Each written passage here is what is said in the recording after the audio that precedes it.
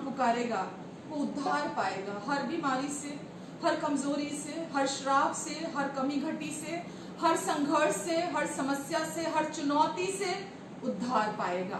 आमेन, hallelujah.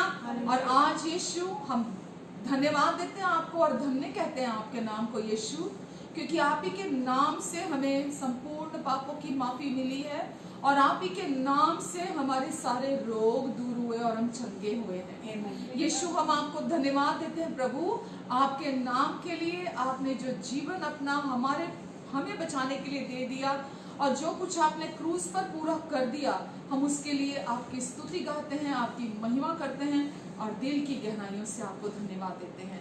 वचन कहता है क्योंकि अब प्रभु मेरा है, क्योंकि अब प्रभु मेरा है और वो मुझे मेरी अगुवाई करता है, मुझे वो चलाता है, वो मेरे आगे आगे चलता है, वो मेरा अच्छा चरवाहा है, वो चरवाहे की तरह मुझे लीड करता है। क्योंकि प्रभु मेरा चरवाहा है इसीलिए मुझे कभी कोई घटी नहीं होगी।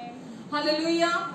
हम नहीं जानते संसार में क्या चल रहा है या आगे क्या होने वाला है, पर हम ये जानते हैं क्योंकि प्रभु मेरा चरवाहा है इसीलिए मुझे कोई घटी नहीं होगी। Hallelujah, hallelujah.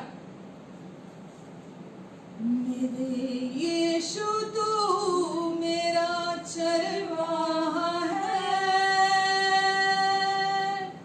मुझे क्या कमी, तू मेहरबान है। मेरे यीशु तू मेरा चरवाहा है, मुझे क्या कमी, तू मेहरबान है। मेरे यीशु तू मेरा चरवाहा है,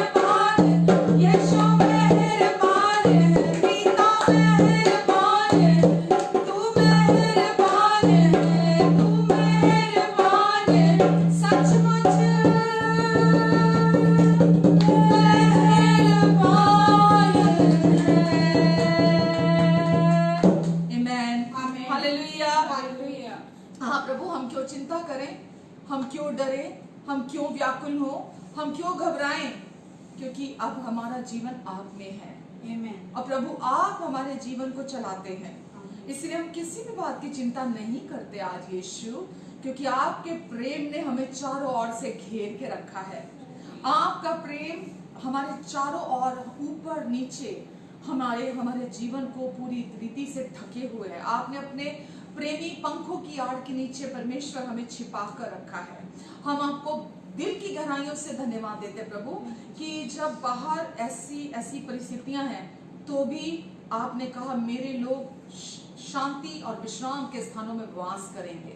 प्रभु आपने हमें विश्राम के स्थानों में रखा हुआ है और हम धन्यवाद देते हैं यीशु कि आपकी शांति हमें हर समय संभालती है, क्योंकि अब हम जानते हैं कि आप जब हमारी ओर हैं तो हमारा विरोधी कौन हो सकता है। आज हम इस सच्चाई को जानते हैं कि अब आप हमारी ओर हैं, अब आप हमारी ओर है, हमारे विरोध में नहीं है। तो इसीलिए ये सच्चाई हमें हमेशा शांति में बना के रखती है। हम आपको दिल से सारी स्तुति महिमा और आराधना देते हैं, क्योंकि यीशु आप जैसा कोई नहीं हो सकता। आप अच्छे हैं, आप भले प्रभु हैं। हम आपको धन्यवाद देते हैं यीशु। Hallelujah hallelujah. धन्यवाद स्तुति गाएं हम अपने प्रभु की स्तुति गाएं।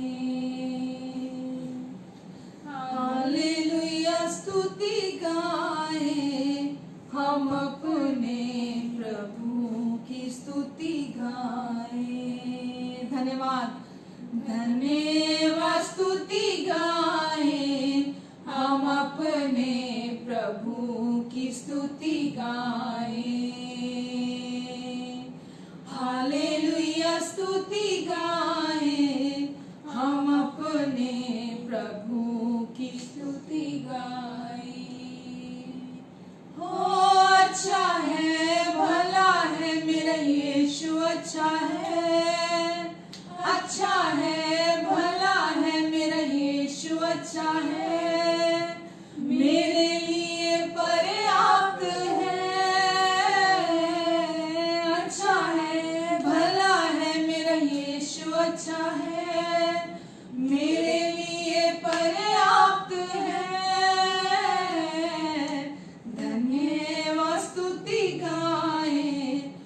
हम अपने यीशु की स्तुति गाएं।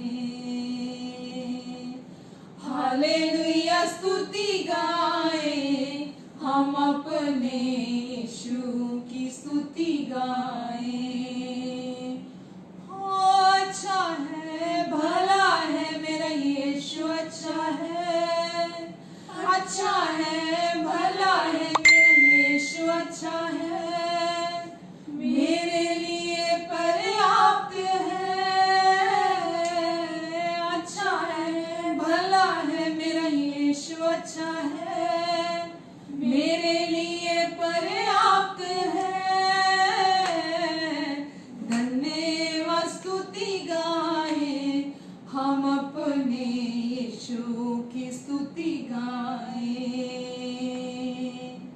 हालेलुया स्तुति गाएं, हम अपने यीशु की स्तुति गाएं। हम अपने प्रभु की स्तुति गाएं। हम अपने मसीहा की स्तुति गाएं। हम अपने यीशु की स्तुति गाएं। हाँ यीशु, आप बहुत अच्छे हैं। प्रभु यीशु, आपकी करुणा और भलाई हमारे जीवन में सदा के लिए है। और आज भी प्रभु, हम जब यहाँ मौजूद हैं, हम अपने किसी भी ज्ञान, अपनी समझ, अपने किसी गिफ्ट, अपने किसी टैलेंट पर भरोसा रखते हुए नहीं, हम यहाँ आपकी भलाई पर, आपके प्रेम पर भरोसा रखते हुए यहाँ मौजूद हैं। और हम जानते हैं प्रभु कि आप हमारे साथ हैं, हमें लीड करने के लिए, गाइड करने के लिए। और हम भी यहाँ हैं प्रभु, ताकि जैसा आप चाहते प्रभु, आप हमें चलाएं, हमारे जीवन को इस्तेमाल करें। प्रभु यीशु, मैं आपको धन्यवाद देती हूँ अपने हर सुनने वाले और इस समय जो भी ऑनलाइन हमारे साथ जुड़े हुए हैं लोग, मैं उन सबको ब्लेस करती हूँ यीशु मसीह के नाम से।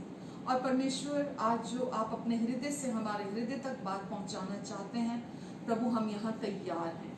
और हम आज आपसे सुनना चाहते हैं प्रभु कि आपने आज क्या विशेष खाना हमारे लिए रखा है। और हम चाहते, मैं प्रार्थना करती हूँ प्रभु हर सुनने वाले के लिए कि इन्हें अपने समझ, बुद्धि, ज्ञान और प्रकाश का आत्मा अपनी पहचान में दीजिए। और प्रभु इन सब की मन की आंखें खुल जाएं, ताकि जो कार्य आपने इनमें, इनके लिए, इनके द्वारा आपने मसीह में पूरा कर दिया प्रभु, ये उसे जान सके, पहचान सके। और वो सामर्थ्य जो आज आपने यीशु के द्वारा सबके अंदर रखी है, ये उस सामर्थ्य को भी जान सके। आप मदद करें, सहायता करें। हम ये जानते हैं हमारी सोच और समझ से बढ़कर, मांगने और प्रार्थना से भी अधिक, आप आज सारी बातों को हमेशा की तरह सिद्धता से पूरा करने जा रहे हैं। और हम आप ही की ओर ताकते हैं प्रभु, आप ही की लीडिंग में प्रभु हम यहाँ विश्राम करते हैं प्रभु।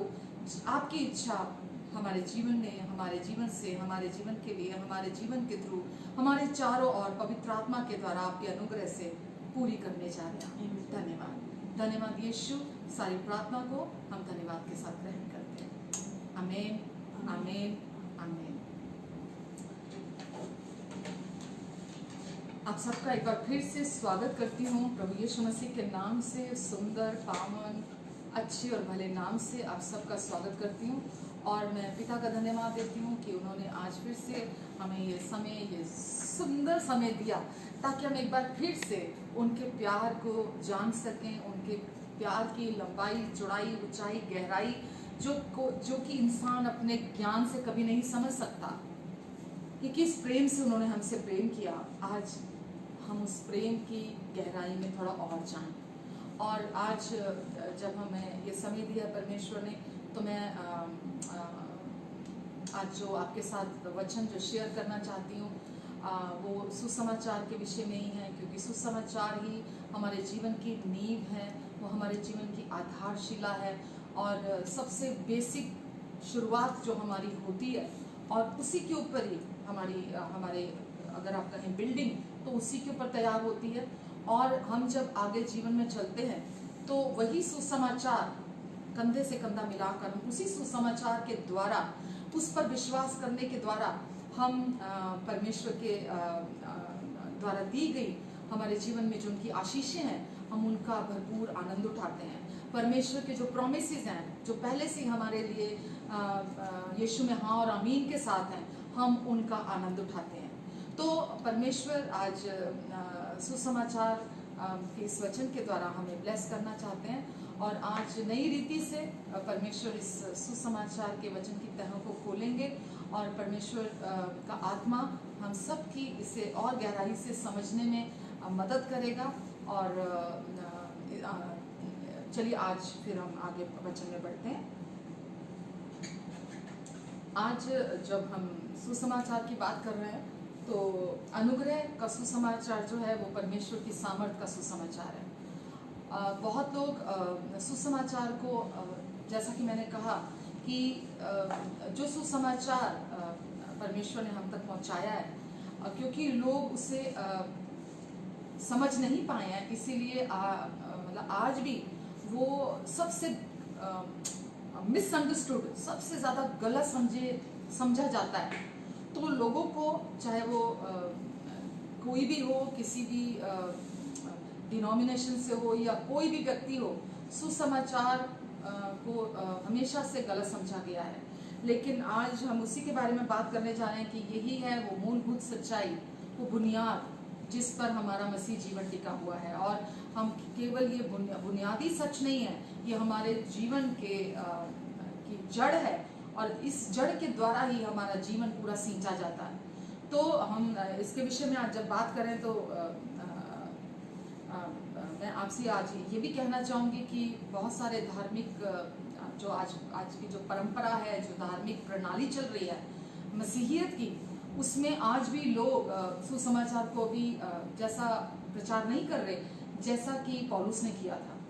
और क्योंकि अभी वो जो भी वो प्रचार कर रहे हैं, कलीसियाओं में प्रचार हो रहा है, चर्चिज में प्रचार हो रहा है, जो वो अभी व्यवस्था और अनुग्रह का जो सुसमाचार है, व्यवस्था और अनुग्रह का मिक्सचर प्रचार हो रहा है। और जब अनुग्रह और व्यवस्था का मिक्सचर प्रचार होता है तो वो सुसमाचार किसी रीति से नहीं है, वो सुसमाचार नहीं रहता, क्योंकि आपने वो अनुग्रह जो पूरी प्योरिटी है परमेश्वर की, जो संपूर्णता है परमेश्वर की, अगर कोई भी व्यक्ति उसमें व्यवस्था को मिला देता है तो वो सुसमाचार नहीं रहता। तो इसीलिए आज हम इसके बारे में बात कर रहे हैं। और जब हम रोमियो की पुस्तक देखते हैं तो रोमियो की पुस्तक इसीलिए लिखी गई, पौलुस ने लिखी ताकि हम सुसमाचार को हम अच्छे से समझ पाएं। और जब पौलुस जो इसका लेखक है उसने सुसमाचार को इतना साधारण रीति से लिखा है कि कोई भी इसे समझ सकता है। मैंने एक प्रचारक को सुना, उन्होंने कहा कि अगर आपको टेस्ट करना है कि सुसमाचार अपनी प्योरिटी में है कि वो बिना मिलावट का है, तो आप एक बच्चे को प्रचार करके देखें। क्योंकि अगर वो 2 साल 3 साल के बच्चे को अगर आप वो सुसमाचार प्रचार करेंगे, फॉर एन एग्जाम्पल, छोटे बच्चा कोई भी उम्र का हो जो सब बात को समझता हो, तो जब आप उसको सुसमाचार प्रचार करेंगे तो उसकी भी आंखें बड़ी हो जाएंगी। वो सुसमाचार इतना साधारण है कि बच्चे को भी समझ में आ जाएगा। तो उसने पौलुस ने जब ये लिखा तो उसने बहुत ही साधारण रीति से लिखा, लेकिन हम लोगों ने सुसमाचार को ज़्यादा पेचीदा कर दिया। हमने उस जो बिल्कुल साधारण था, जो किसी को भी समझ में आ सकता है सुसमाचार, लोगों ने उसको इतना घुमा फिरा दिया कि उसे लोग आज के समय में भी लोग उसे समझ नहीं पा रहे हैं। तो लोग कहते हैं, अभी मैं किसी से बात हो रही तो मैं सुन रही थी, लोग कहते हैं नहीं, सुसमाचार ये कहता है कि परमेश्वर ने जगत से ऐसा प्रेम किया कि उन्होंने अपना इकलौता पुत्र सारे जगत के लिए दे दिया ताकि जो कोई उस पर विश्वास करे वो नाश ना हो अपितु अनंत जीवन को पाए। ठीक है, ये तो है, ये एक पहलू है, लेकिन परमेश्वर अच्छे तो हैं, लेकिन एट द सेम टाइम वो क्रोधी हैं, वो पवित्र परमेश्वर हैं, वो न्यायी परमेश्वर हैं, वो धर्मी परमेश्वर हैं, और वो सजा देने वाले, वो दोष लगा रहे हैं, फलाना ढिमकाना, उन्होंने बहुत कुछ बोला। तो मैं जब उनसे बात कर रही थी तो मैंने उनसे कहा कि आप बिल्कुल सही कह रहे हैं कि परमेश्वर प्रेमी परमेश्वर हैं, और एट द सेम टाइम वो सच्चे परमेश्वर भी हैं, वो धर्मी हैं, वो न्यायी परमेश्वर हैं, और वो पवित्र, केवल पवित्र नहीं, वो पवित्र पवित्र अति पवित्र परमेश्वर है, वो 3 बार पवित्र परमेश्वर है। और इसीलिए क्योंकि वो धर्मी है, वो न्यायी परमेश्वर है और वो पवित्र परमेश्वर है, इसीलिए जो वो कहते हैं वो उन शब्दों को, उन वचनों को व्यर्थ नहीं कहते, वो उसे कुछ भी कीमत चुकानी पड़े वो उसे पूरा करते हैं। जैसा कि अदन की वाटिका में जब परमेश्वर ने आदम और हव्वा को उस वाटिका में रखा और कहा कि इस वाटिका के सभी वृक्षों के फल में से तुम खा सकते हो, लेकिन जो इस वाटिका के बीचों बीच भले और बुरे के ज्ञान का वृक्ष है उसमें से मत खाना, क्योंकि जिस दिन तुमने बेटा उसमें से खाया तुम उस दिन आत्मिक रीति से मृत्यु हो जाएगी, तुम्हारी आत्मिक रीति से मर जाओगे। तो ये वहां पर परमेश्वर ने ये एक किस्म से कह सकते हैं आप एक अग्रीमेंट वहां ठहराया था कि तुमने ये नहीं करना, और क्योंकि बाकी सब कुछ तुम कर सकते हो, तो तुमने ये नहीं करना, क्योंकि जिस दिन तुमने किया तो तुम आत्मिक रीति से मर जाओगे। अब क्योंकि परमेश्वर ने खुद, जो कि धर्मी है, पवित्र है, न्यायी है, सच्चे है परमेश्वर, उन्होंने खुद जब ये ठहराया तो अब वो इस वचन से फिर नहीं सकते थे। इसीलिए उन्होंने प्रभु यीशु मसीह को इस दुनिया में भेजा आपके और मेरे लिए, क्योंकि आदम से ही पाप ने मृत्यु फैलाते हुए पूरी मानव जाति पे राज किया। उसी जो परमेश्वर ने कहा था कि तुम आत्मिक रीति से मर जाओगे, जब उन्होंने पाप किया तो उसी पाप ने मृत्यु फैलाते हुए पूरी मानव जाति पर राज किया।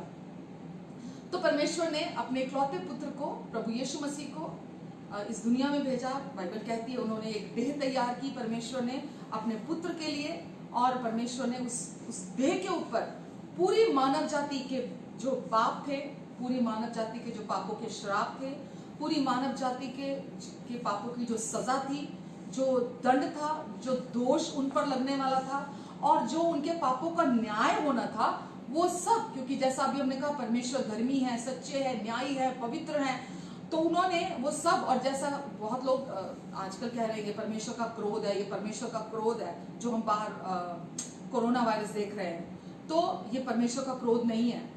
आप सुन रहे हैं, ये परमेश्वर का क्रोध नहीं है, क्योंकि परमेश्वर का क्रोध जो पाप के प्रति था, जो पाप की सजा, पाप का दोष, पाप का दंड, पाप का न्याय मानव जाति को चुकाना था, वो परमेश्वर का वो जो वो बात कर रहे हैं दूसरे पहलू की, वो परमेश्वर ने अपने पुत्र की देह पर पूरा पूरा चुका दिया।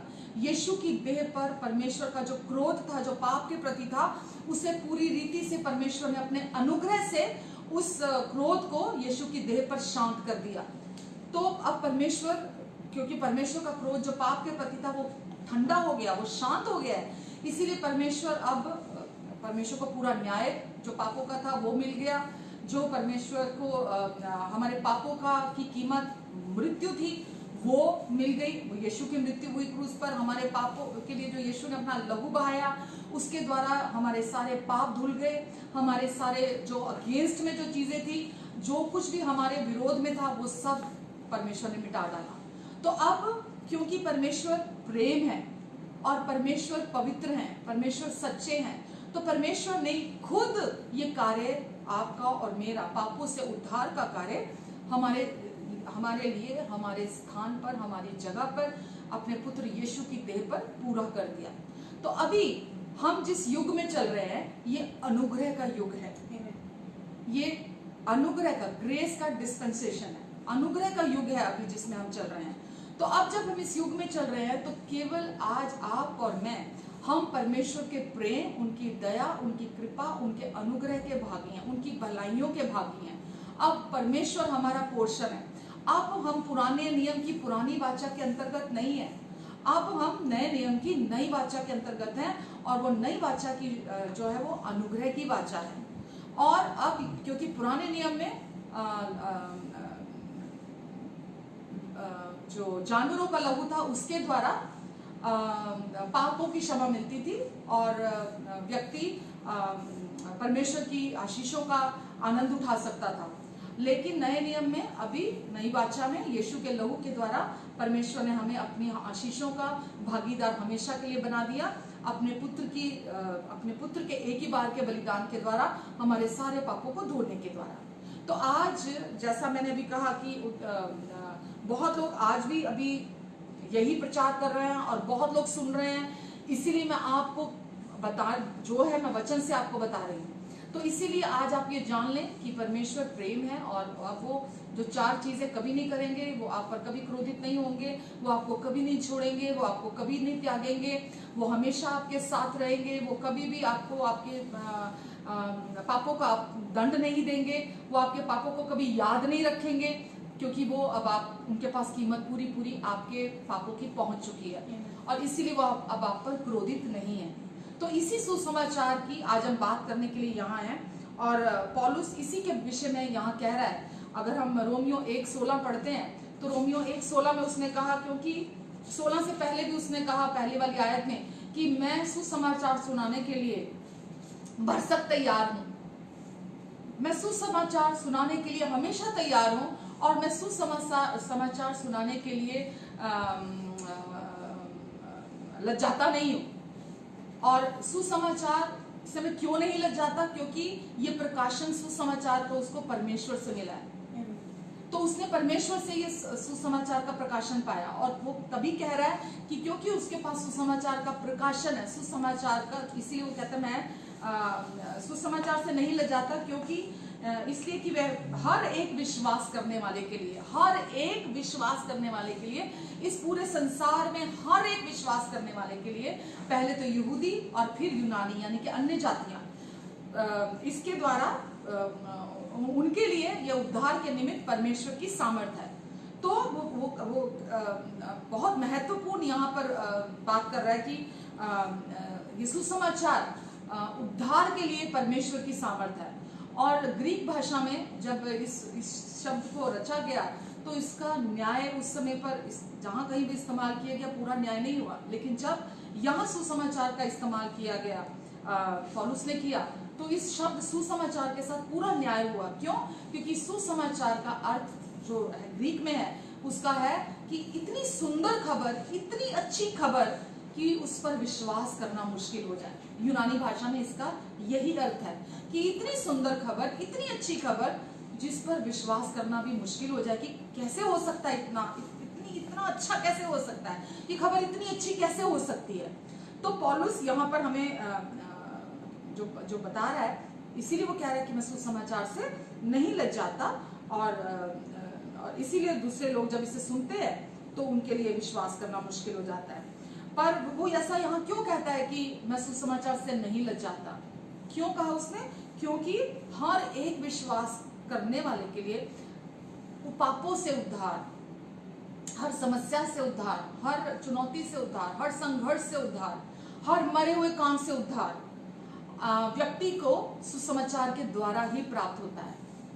आमेन। सुसमाचार के द्वारा ही, क्योंकि हर एक विश्वास करने वाले के लिए सुसमाचार जब वो सुनते हैं तो वो उनके जीवन में उद्धार को लेकर आता है, तो उनके जीवन में वो परमेश्वर के साथ शांति में आते हैं, उनके जीवन में वो चंगाई को पाते हैं, उनके जीवन में वो आनंद को पाते हैं, परमेश्वर के प्रेम को पाते हैं, उनके रिश्ते सुंदर हो जाते हैं, वो चंगाई को पाते हैं, वो मन की चंगाई, वो शरीर की चंगाई को पाते हैं, उनके जीवन में परमेश्वर पवित्र आत्मा से उन्हें भर देते हैं, उनके जीवन में परमेश्वर की सारी ब्लेसिंग्स आ जाती हैं, जितनी भी परमेश्वर की आशीषें हैं वो सब उनके हृदय में जब वो विश्वास करते हैं उसी क्षण उनके जीवन में आ जाती हैं।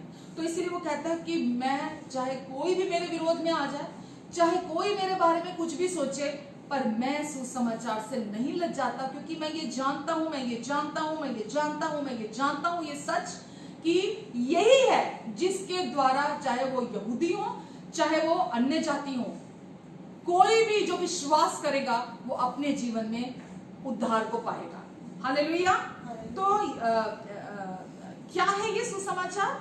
ये बाइबल कहती है रोमियो 3:28 में, सुसमाचार विश्वास की धार्मिकता इससे प्राप्त होती है। ये विश्वास की धार्मिकता का सुसमाचार है। वहां लिखा है, इसलिए रोमियो 3:28 में, इसलिए हम इस परिणाम पर पहुंचते हैं कि मनुष्य व्यवस्था के कामों के बिना, मनुष्य व्यवस्था के कामों के बिना विश्वास के द्वारा धर्मी ठहरता है। आमेन। कि मनुष्य अपनी कोशिशों, अपनी परफॉर्मेंस, अपने प्रदर्शन जो स्वयं का है, अपनी स्व धार्मिकता के बिना विश्वास के द्वारा धर्मी ठहरता है। तो रोमियो 3:28 में हमने देखा, कोई भी व्यक्ति व्यवस्था के द्वारा धर्मी नहीं ठहरता, बल्कि सुसमाचार पर केवल विश्वास करने के द्वारा वो धर्मी ठहरता है। रोमियो 1:16 में लिखा है, हर एक विश्वासी के लिए ये उद्धार का कारण है। हर एक विश्वासी के लिए, हर एक, वो कोई भी, जो कोई भी हो, उनके लिए उद्धार का कारण है। तो इसमें लिखा है परमेश्वर की ओर से ये धार्मिकता का सुसमाचार है कि धार्मिकता, मेरी धार्मिकता, परमेश्वर की धार्मिकता हमें रिसीव करनी है। ये सुसमाचार है परमेश्वर का। परमेश्वर आपकी धार्मिकता और मेरी धार्मिकता नहीं चाहते, परमेश्वर अपनी धार्मिकता प्रोवाइड कराते हैं हमें। तो ये परमेश्वर की धार्मिकता का सुसमाचार है। रोमियो 1:17 में लिखा है, क्योंकि यीशु में परमेश्वर की धार्मिकता विश्वास के लिए प्रकट होती है। क्योंकि उसमें परमेश्वर की धार्मिकता विश्वास के लिए प्रकट होती है। जैसा लिखा है कि विश्वास से धर्मी जन जीवित रहेगा। आमेन। तो उसी में परमेश्वर बोलते हैं हमें उस विश्वास की धार्मिकता प्राप्त होती है। तो हम अपने कार्यों पर, अपने प्रदर्शन पर भूलते नहीं है, बोझ नहीं करते हैं। और अब हम ये जानते हैं कि परमेश्वर ने अपनी धार्मिकता हमें दी है, परमेश्वर ने हमें विश्वास की धार्मिकता दी है। परमेश्वर ने पहले अपनी धार्मिकता दी ताकि हम उस धार्मिकता पर विश्वास करें, उसे विश्वास से अपने लिए ग्रहण करें। इसीलिए लिखा है कि वह धार्मिकता, परमेश्वर की धार्मिकता विश्वास के लिए प्रकट होती है हमारे जीवन में। जैसा कि लिखा है, विश्वास से धर्मी जन जीवित रहेगा। वो धार्मिकता जब आपको धर्मी बनाती है, वो धार्मिकता जो आपको गिफ्ट स्वरूप मिलती है, वो वचन कहता है अब आप क्योंकि विश्वास से धर्मी है, तो धर्मी जन केवल विश्वास से जिंदा रहेगा। रोमियो 8:1 कहता है हमें, अतः अब जो मसीह में है उन पर दंड की आज्ञा नहीं है। अब जो प्रभु यीशु मसीह में है उन पर दंड और दोष, दोनों ही शब्द यहाँ इस्तेमाल कर सकते हैं। उन पर कोई दोष नहीं है, उन पर कोई दोष नहीं लगा सकता, क्योंकि बाइबल कहती है जिसको परमेश्वर ने धर्मी ठहरा दिया उस पर कौन दोष लगा सकता है। परमेश्वर ने अपनी धार्मिकता देकर आपको धर्मी ठहराया है। तो इसीलिए जब आप परमेश्वर की धार्मिकता के गिफ्ट के द्वारा धर्मी ठहरे हैं, तो अब आप पर कोई भी दंड आज्ञा नहीं है, कोई आप पर दोष नहीं लगा सकता। हालेलुया। थोड़े शब्दों में कहूं तो ये पवित्र अनुग्रह है परमेश्वर का, यही पवित्र सुसमाचार है परमेश्वर का जो उन्होंने हम तक पहुंचाया है। तो सुसमाचार हमने क्या पढ़ा? सुसमाचार परमेश्वर की सामर्थ है। सुसमाचार से बाहर परमेश्वर की सामर्थ नहीं है, सुसमाचार में ही परमेश्वर की सामर्थ है। और अगर आप अपने जीवन में, अपने बच्चों के जीवन में, अपने शादी में, अपने परिवार में या दूसरे लोगों की जिंदगी में अगर आप बदलाव या ये कहूंगी कि एकदम रूपांतरित हो उनका जीवन देखना चाहते हैं, तो केवल सुसमाचार की जरूरत है। आमेन। केवल सुसमाचार, क्योंकि सुसमाचार में ही परमेश्वर की सामर्थ है। हालेलुया। और यूहन्ना 1 में लिखा है 1 से 3 में, आदि में वचन था, वचन परमेश्वर के साथ था और वचन ही परमेश्वर था। वही वचन, सब कुछ उसी के द्वारा उत्पन्न हुआ, कुछ भी ऐसा नहीं था जो उसके बिना, उसके द्वारा उत्पन्न ना हुआ हो, चाहे जो कुछ भी था। और 14 में लिखा है आगे, वही वचन देहधारी हुआ और हमारे बीच में डेरा किया। वही वचन देहधारी हुआ और हमारे बीच में डेरा किया, और हमने उसकी ऐसी महिमा देखी जैसी पिता के इकलौते की महिमा। आमेन।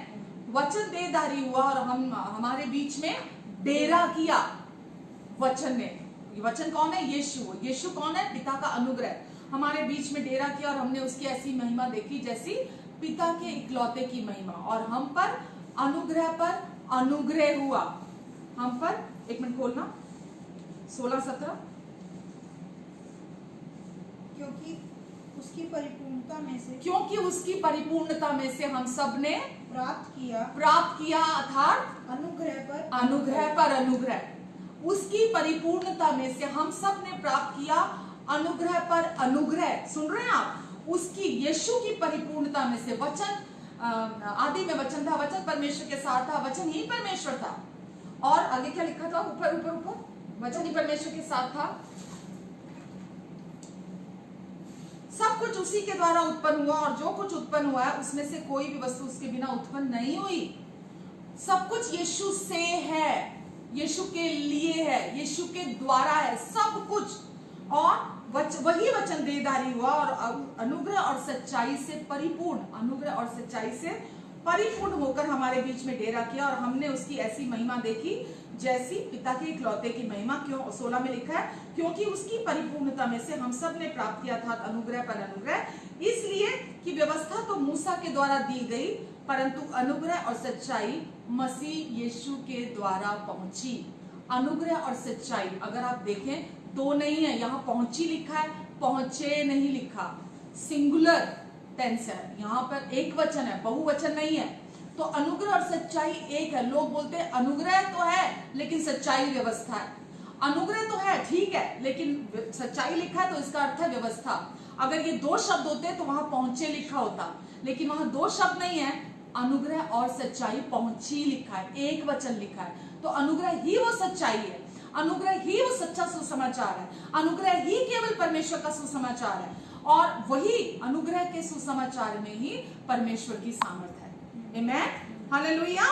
एक और वचन देखेंगे, प्रेरितों पौलुस की जैसे हमने बात की, वो कहता है कि मैं सुसमाचार से नहीं लज्जाता क्योंकि सुसमाचार में ही उद्धार के निमित्त परमेश्वर की सामर्थ है। प्रेरितों 20 के 24 में लिखा है, परंतु मैं अपने प्राण को कुछ नहीं समझता। पौलुस कहता है परंतु मैं अपने प्राण को कुछ नहीं समझता कि उसे प्रिय जानूं, अपने प्राणों को भी प्रिय नहीं समझता, वरन यह है कि मैं अपनी दौड़ को और उस सेवकाई को, उस दौड़ को और उस सेवकाई को जो उसने शुरू किया उसे पूरा करूं जो मैंने परमेश्वर के अनुग्रह के सुसमाचार पर गवाही देने के लिए प्रभु यीशु मसीह में पाई है। हालेलुया। वो यहाँ ये कह रहा है कि सुसमाचार, क्योंकि लोग आजादी लोगों को आजादी की जरूरत है, लोगों को शांति की जरूरत है, लोगों को अपने मन में विश्राम करने की जरूरत है, लोगों को चिंता मुक्त होने की जरूरत है, लोगों को सुरक्षा की जरूरत है, लोगों को पूरी सिक्योरिटी की जरूरत है। लोगों को जब वो इस अनंत जीवन को प्रभु ने उनको दिया है, तो जब वो इस सफर में है तो उस सफर में उन्हें आनंद की जरूरत है। तो वो किसी और चीज से नहीं है, वो कह रहा है मैं अपने प्राण भी जोखिम में डाल दूंगा, मैं कुछ भी करूंगा लोगों तक सुसमाचार पहुंचाने के लिए।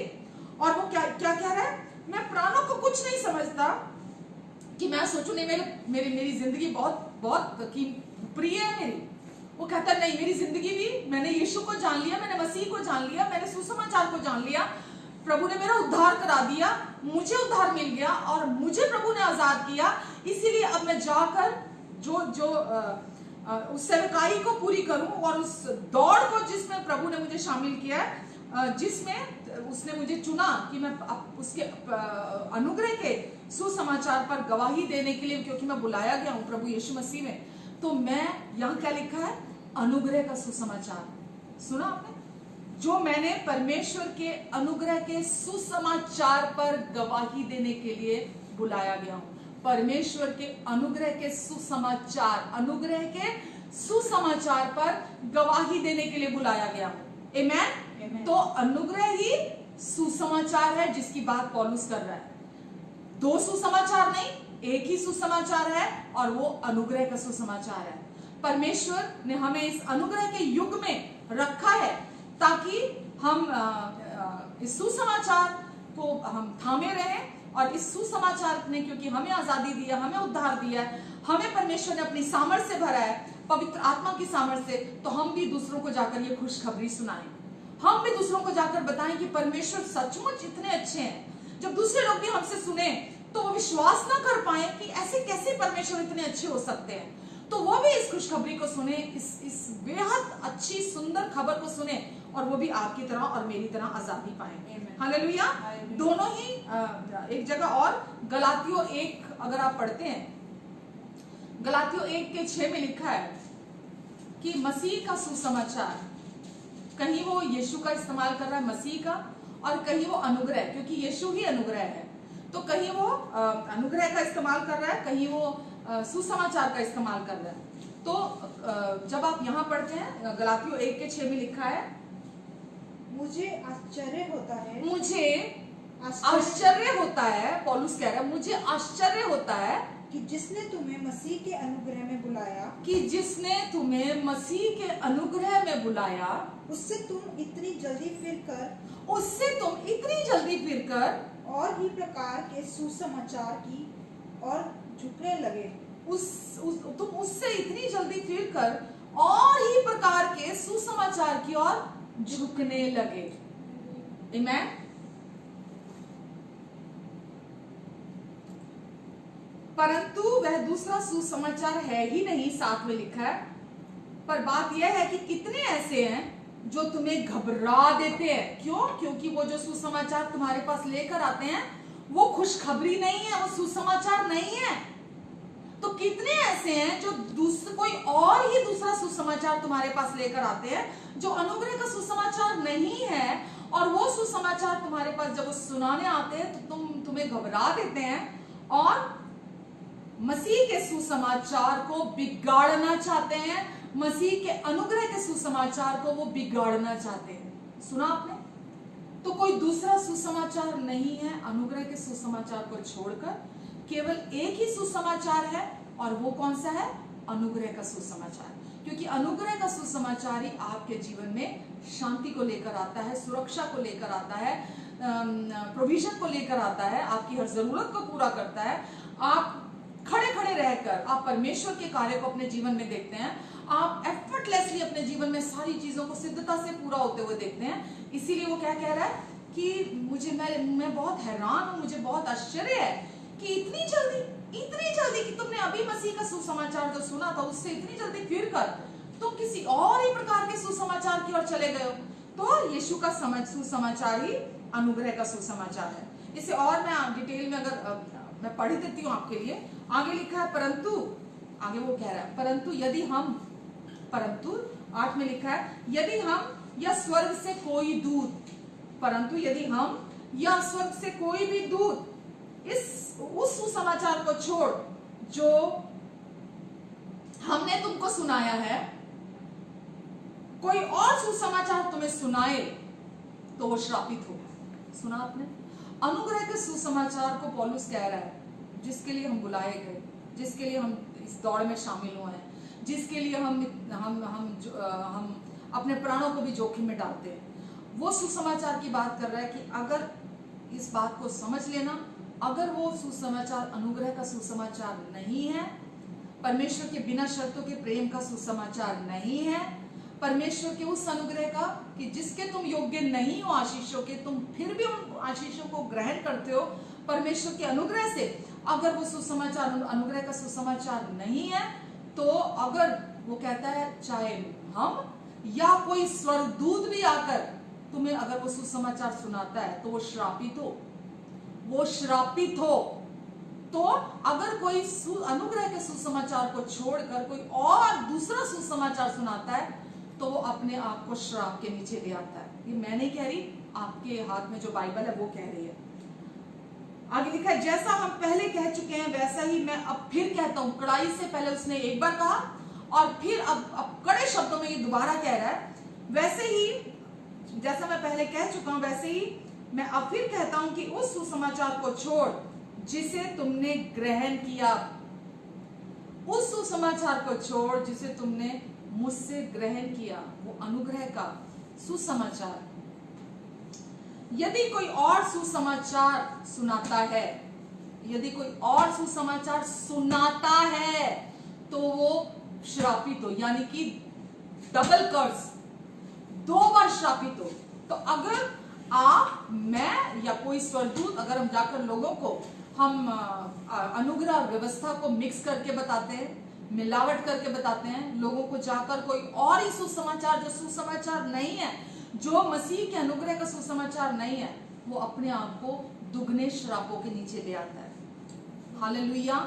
तो इसका उलट क्या हुआ कि जब आप अनुग्रह के सुसमाचार को प्रचार करते हैं, अनुग्रह के सुसमाचार को लोगों तक लेके जाते हैं, तो आप डबल आशीषों के नीचे आ जाते हैं। हालेलुया। हालेलुया। लोग आप डबल ब्लेसिंग्स के नीचे आ जाते हैं।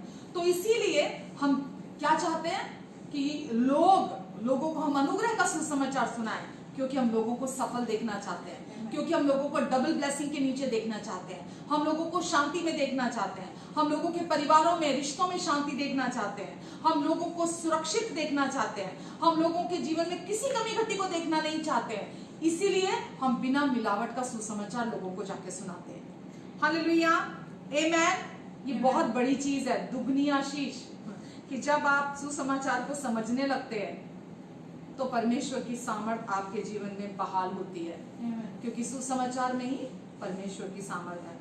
जब आप सुसमाचार को अंडरस्टैंड करने लगते हैं, समझने लगते हैं, जब तक नहीं समझते आशीषों के नीचे रहते हैं, जब समझने लगते हैं तो परमेश्वर की सामर्थ, परमेश्वर की पावर केवल सुसमाचार में, अनुग्रह के सुसमाचार में, वो जो दूसरा प्रकार का सुसमाचार है ही नहीं, उसमें नहीं है, केवल इसमें है। क्योंकि वो सुसमाचार सुनकर वो आपको घबराहट देना चाहते हैं, आपको विचलित करना चाहते हैं। और आपके लिए ये पहचानने वाली बात है, अगर वो सुसमाचार आपको शांति नहीं दे रहा, आपकी उन्नति नहीं कर रहा, आपको उपदेश नहीं दे रहा, वो सुसमाचार नहीं है।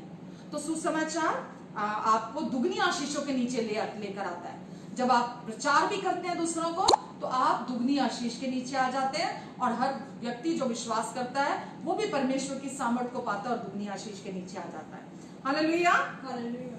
क्योंकि क्या लिखा रोमियो 1:17 में, इसमें परमेश्वर की धार्मिकता, सुसमाचार में परमेश्वर की धार्मिकता विश्वास के लिए प्रकट होती है। क्योंकि सुसमाचार में परमेश्वर की धार्मिकता, मेरी और आपकी धार्मिकता नहीं, परमेश्वर की धार्मिकता विश्वास के लिए प्रकट होती है। क्योंकि धर्मी जन केवल विश्वास से आज आप और मैं जब हम धर्मी ठहराए गए उस गिफ्ट के द्वारा जो परमेश्वर ने हमें दिया धार्मिकता का, तो आज हम धर्मी हैं, और धर्मी जन केवल विश्वास से जीवित रहेगा। हालेलुया। यहाँ आप ध्यान दीजिए, यहाँ ये नहीं लिखा व्यवस्था से व्यवस्था, यहाँ ये नहीं लिखा आपके भले कामों से भले कामों, यहाँ ये नहीं लिखा, यहाँ अच्छे कामों से अच्छे कामों के द्वारा नहीं। कैसे लिखा है कि विश्वास से विश्वास के लिए प्रकट होती है। यानी कि जो यीशु ने क्रूस पर आपकी धार्मिकता का कार्य पूरा करके आपको धार्मिकता गिफ्ट में दे दी है, वो विश्वास से विश्वास के लिए है। अब उसमें आपके अच्छे काम आप जोड़ नहीं सकते, उसमें आप अपने भले कार्य जोड़ नहीं सकते, उसमें आप व्यवस्था को जोड़ नहीं सकते। आमेन, हालेलुया। क्योंकि परमेश्वर ने अपने अनुग्रह के द्वारा आपको अपनी धार्मिकता वरदान स्वरूप, गिफ्ट स्वरूप दे दी है, उपलब्ध करा दी है, और अब आप उसे विश्वास से अपने लिए ग्रहण करते हैं। आमेन। और सबसे सुंदर बात यह है कि जब आप इस धार्मिकता के गिफ्ट को अपने लिए रिसीव करते हैं, तो जब आप पाप करते हैं तो भी ये धार्मिकता आपके जीवन से अलग नहीं हो सकती किसी भी रीति से। और जब आप पाप करते हैं तो भी, क्योंकि आप विश्वास कर रहे हैं उस समय, तो परमेश्वर की सामर्थ आपके जीवन में रुकती नहीं है। पर जब आप अपनी कोशिशें करनी शुरू करते हैं, तो वो कोशिशें परमेश्वर की सामर्थ को आपके जीवन से रोक देती हैं। आमेन। सुसमाचार पर विश्वास करना और अपनी कोशिशें करना दोनों बिल्कुल एक दूसरे के विपरीत है। तो जब आप सुसमाचार पर विश्वास करते हैं और जब आप पाप करते हैं, तो भी परमेश्वर की सामर्थ आपके जीवन में रुकती नहीं है, परमेश्वर की ब्लेसिंग्स रुकती नहीं है आपके जीवन में। पर जब आप अपनी कोशिशें करनी शुरू करते हैं, तो आपके जीवन में आप परमेश्वर की सामर्थ को रोक देते हैं। हालेलुया। जब आप अपने कामों पर भरोसा रखने लगते हैं, जब आप अपनी सामर्थ पर भरोसा करते हैं, जब आप अपनी धार्मिकता पर विश्वास करते हैं, क्योंकि लिखा है परमेश्वर की धार्मिकता विश्वास से विश्वास के लिए प्रकट होती है। जब आप विश्वास करते हैं तो परमेश्वर की धार्मिकता आपके जीवन में प्रकट होती है, और परमेश्वर की धार्मिकता, उनकी सामर्थ आपके जीवन में बहाल होती है। आमेन। और रोमियो 10 अगर पढ़ते हैं, रोमियो 10 के 10 में लिखा है कि परमेश्वर की धार्मिकता आप अपने कर्मों से कमा नहीं सकते, परमेश्वर की धार्मिकता आप खरीद नहीं सकते, परमेश्वर की धार्मिकता आपके कार्यों पर निर्भर नहीं है, क्योंकि वो परमेश्वर की धार्मिकता है। जैसा मैंने अभी बोला, सुसमाचार क्या है? सुसमाचार विश्वास की धार्मिकता के विषय में है। सुसमाचार परमेश्वर की धार्मिकता हमारे लिए उसके विषय में है। तो परमेश्वर ने आपको अपनी धार्मिकता दी। आपको उस धार्मिकता को केवल दिल से विश्वास करना है। जब आप दिल से उस सुसमाचार पर विश्वास करते हैं कि परमेश्वर की धार्मिकता केवल विश्वास से ग्रहण की जा सकती है। तो रोमियो 10:10 क्या कहता है? क्योंकि धार्मिकता के लिए मन से विश्वास किया जाता है। धार्मिकता के लिए मन से विश्वास किया जाता है। धार्मिकता के लिए मन से विश्वास किया जाता है। धार्मिकता कार्यों से प्राप्त नहीं होती है। धार्मिकता के लिए, क्योंकि धार्मिकता के लिए मन से विश्वास किया जाता है और उद्धार के लिए मुंह से अंगीकार किया जाता है। आमेन। आप धार्मिकता के लिए अपने परमेश्वर के साथ राजी होते हैं कि हाँ परमेश्वर, क्योंकि आप मुझे बहुत प्यार करते हैं, इसीलिए आपने अपने अनुग्रह से, अपने बिना शर्तों के प्रेम से मुझे अपनी धार्मिकता दी है। आपने मुझे अपनी धार्मिकता दी है क्योंकि आप मुझे बहुत प्यार करते हैं परमेश्वर, और ये आपने अपने अनुग्रह से की है। और जब आप अपने पूरे दिल से परमेश्वर के साथ राजी होते हैं तो आप इस धार्मिकता के गिफ्ट को अपने हृदय में ग्रहण करते हैं। आमेन, हालेलुया। और इफिसियों 2:8, आप परमेश्वर की धार्मिकता को, उनके उद्धार को अपने जीवन में उनके अनुग्रह से विश्वास के द्वारा ग्रहण करते हैं। उनके अनुग्रह से जो उन्होंने आपको धार्मिकता का गिफ्ट दिया, आपको अपना उद्धार दिया, जो अभी हमने पढ़ा कि परमेश्वर की सामर्थ उद्धार के निमित्त सुसमाचार में है। तो सुसमाचार में उद्धार की सामर्थ है, सुसमाचार में परमेश्वर की सामर्थ है। तो जब आप लिस्ट देखते हैं कि मुझे ये करना, मुझे ये नहीं करना, मुझे ये करना, मुझे ये नहीं करना, मुझे ये करना, मुझे ये नहीं करना, उसमें नहीं है सामर्थ। वो आपकी शारीरिक कोशिशें हैं। परमेश्वर की सामर्थ किसमें है? सुसमाचार में। और प्रभु यीशु मसीह ने अपनी वो सामर्थ हमें दी अपने सुसमाचार के द्वारा। Hallelujah, hallelujah. अब कोई भी इस सामर्थ को आपके जीवन से निकाल नहीं सकता। आपका पाप भी नहीं, आपका पाप भी नहीं आपको इस सुसमाचार से अलग नहीं कर सकता। इसीलिए इसे कहते हैं इतनी सुंदर और इतनी अच्छी खबर कि इस पर विश्वास करना भी मुश्किल हो जाए। इतनी अच्छी, क्योंकि परमेश्वर, आप कल्पना भी नहीं कर सकते परमेश्वर कितने अच्छे हैं। आप कल्पना भी नहीं कर सकते परमेश्वर आपसे कितना प्रेम करते हैं। आप सोच भी नहीं सकते। इसीलिए ये इतनी अच्छी खबर है। Hallelujah, hallelujah. जब इस तरह से बात की जाती है तो जो आज जो धार्मिक अगुए हैं या जो धार्मिक व्यवस्था का पालन करने वाले लोग हैं, तो उनका एकदम से सवाल आता है, वो पौलुस से भी किया उन्होंने, कि क्योंकि अब अनुग्रह बहुत है तो इसलिए पाप बहुत करें। वो ऐसा सवाल इमीडिएटली आता है, चाहे वो इतने 2000 साल पहले था या आज की आप बात करें। जब भी आप ये कहेंगे कि जब आप पाप करते हैं तो वो परमेश्वर के अनुग्रह को, उनकी सामर्थ को आपके जीवन में और तेजी से बहाल करती है, वो रोकती नहीं है। तो ये सवाल, क्योंकि उनकी मानसिकता यही है कि जब आप पाप करेंगे परमेश्वर आपको दंड देंगे। अभी तक वो ऐसा ही सोचते हैं।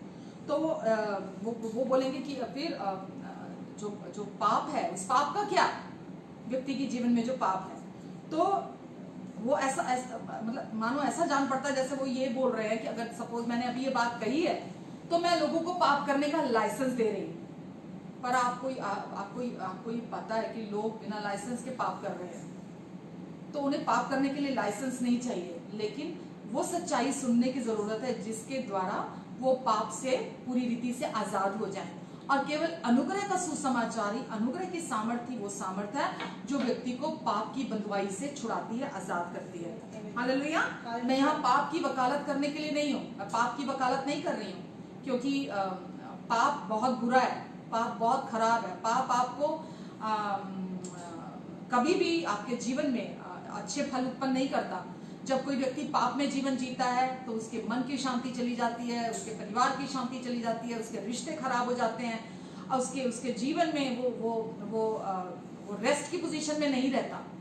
हाँ, उसकी सेहत को वो चीजें अफेक्ट करती हैं। तो मैं यहाँ पाप की वकालत नहीं कर रही हूँ, वरन मैं आपको यहाँ अनुग्रह की सच्चाई बताने के लिए हूँ कि जब आप विश्वास की धार्मिकता की बात करते हैं तो तुरंत लोग ऐसी प्रतिक्रिया आपको देते हैं और वो सोचते हैं कि आप लोगों को आपको लोगों को पाप के विषय में जागरूक करने की जरूरत है और आपको परमेश्वर के क्रोध के प्रति लोगों को जागरूक करने की जरूरत है। आप देखिए, जो लोग व्यवस्था का प्रचार करते हैं वो अधिकतर व्यवस्था का मतलब है अपनी कोशिशों से परमेश्वर को खुश करना, परमेश्वर के एक्सेप्टेंस को, उनकी स्वीकृति को पाने की कोशिशें करना, परमेश्वर के प्यार को पाने की, परमेश्वर की ब्लेसिंग्स को पाने की, पवित्र जीवन जीने की और धर्मी जीवन जीने की कोशिशें करना। व्यवस्था का अर्थ ये है। अब जब भी मैं व्यवस्था कहती हूँ तो इसका अगर आप साधारण भाषा में अर्थ अगर जानना चाहेंगे तो इसका अर्थ ये है। तो वो जो लोग भी व्यवस्था पर विश्वास करते हैं वो ये दो चीजें कहते हैं कि लोगों को पाप के प्रति जागरूक करने की जरूरत है। उन्हें ये बताने की जरूरत है कि अगर तुमने पाप किया तो ये होगा, अगर तुमने पाप किया तो ऐसा होगा, अगर तुमने पाप किया तो परमेश्वर तुम्हारे साथ ऐसा करेंगे।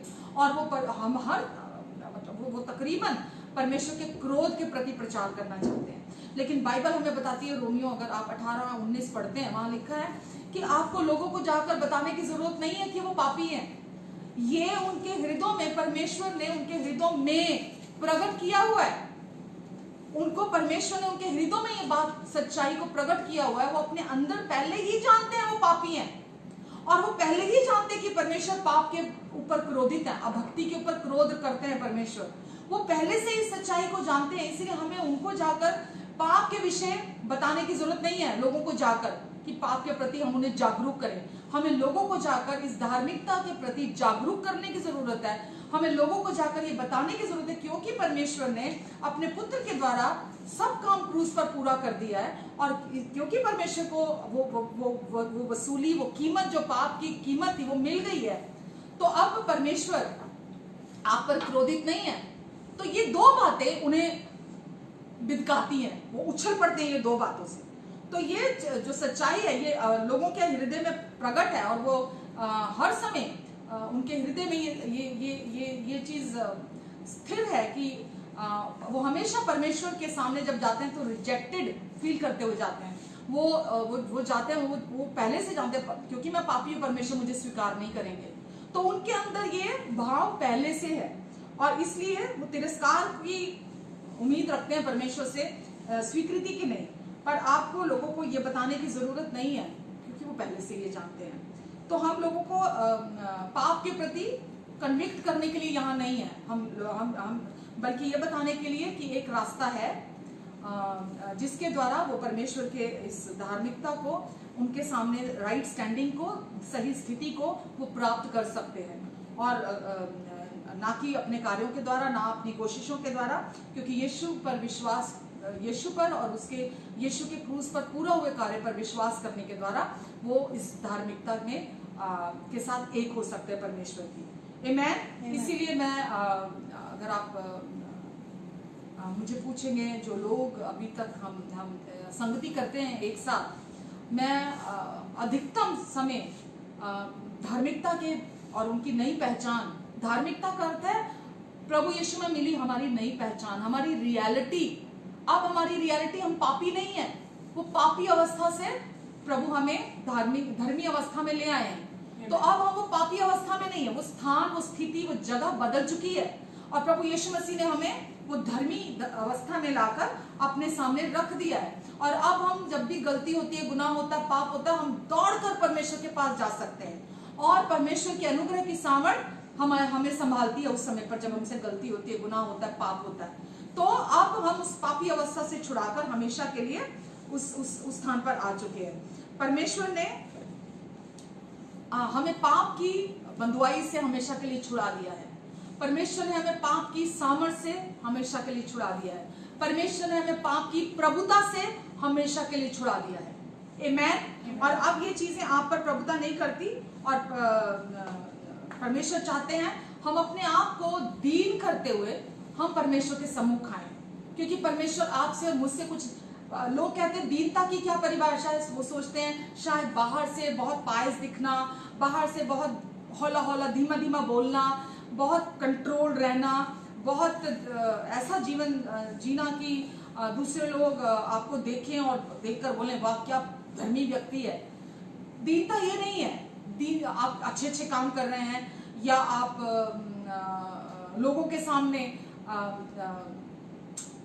ज्यादा अच्छा बनने की कोशिश कर रहे हैं। दीनता है परमेश्वर के साथ राजी होना। सच्ची दीनता यही है कि जो परमेश्वर ने अपने पुत्र में पूरा कर दिया, उनके क्रूस पर पूरा हुए कार्य को, उसके साथ राजी होना ही सच्ची दीनता है। और परमेश्वर आपसे आज कुछ नहीं चाहते, वो आपसे केवल इतना चाहते हैं कि आप उस कार्य के साथ राजी हो जो उन्होंने पूरा कर दिया। और आप परमेश्वर को पुकारें कि परमेश्वर मुझ पर अपनी सच्चाई को जाहिर करें, परमेश्वर मेरी मदद करें, अपनी सच्चाई का प्रकाशन मुझे दें। अभी तक जो मैंने सुना था, अभी तक जो मैंने जाना था परमेश्वर, मैं उसे सच मान रहा था, लेकिन परमेश्वर आप मेरी मदद करें। इसके लिए मैं आपके लिए पढ़ना चाहूंगी लूका 18 उसमें 9 से 14 तक एक कहानी लिखी है। वहां लिखा है, और उसने कितनों से जो अपने ऊपर भरोसा रखते थे, उसने कितनों से जो अपने ऊपर भरोसा रखते थे कि हम धर्मी हैं, और औरों को वो तुच्छ जानते थे, कितनों को जो अपनी दृष्टि में धर्मी समझते थे अपने आप को और दूसरे लोगों को तुच्छ जानते थे।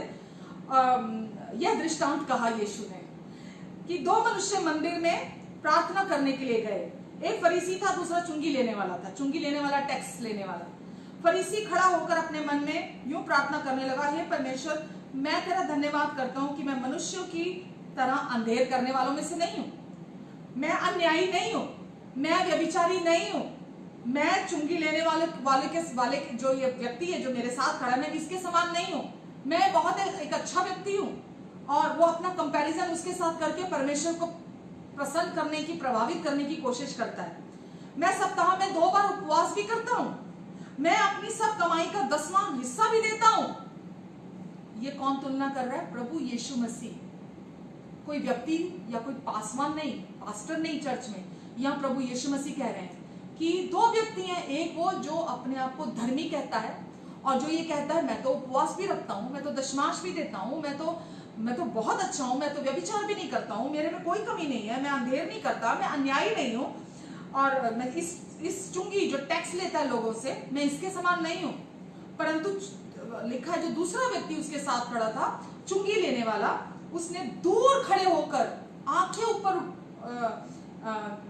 भी ऊपर उठानी नहीं चाहिए और अपनी छाती पीट कर कहने लगा, हे परमेश्वर मुझ पर दया कर। आमेन।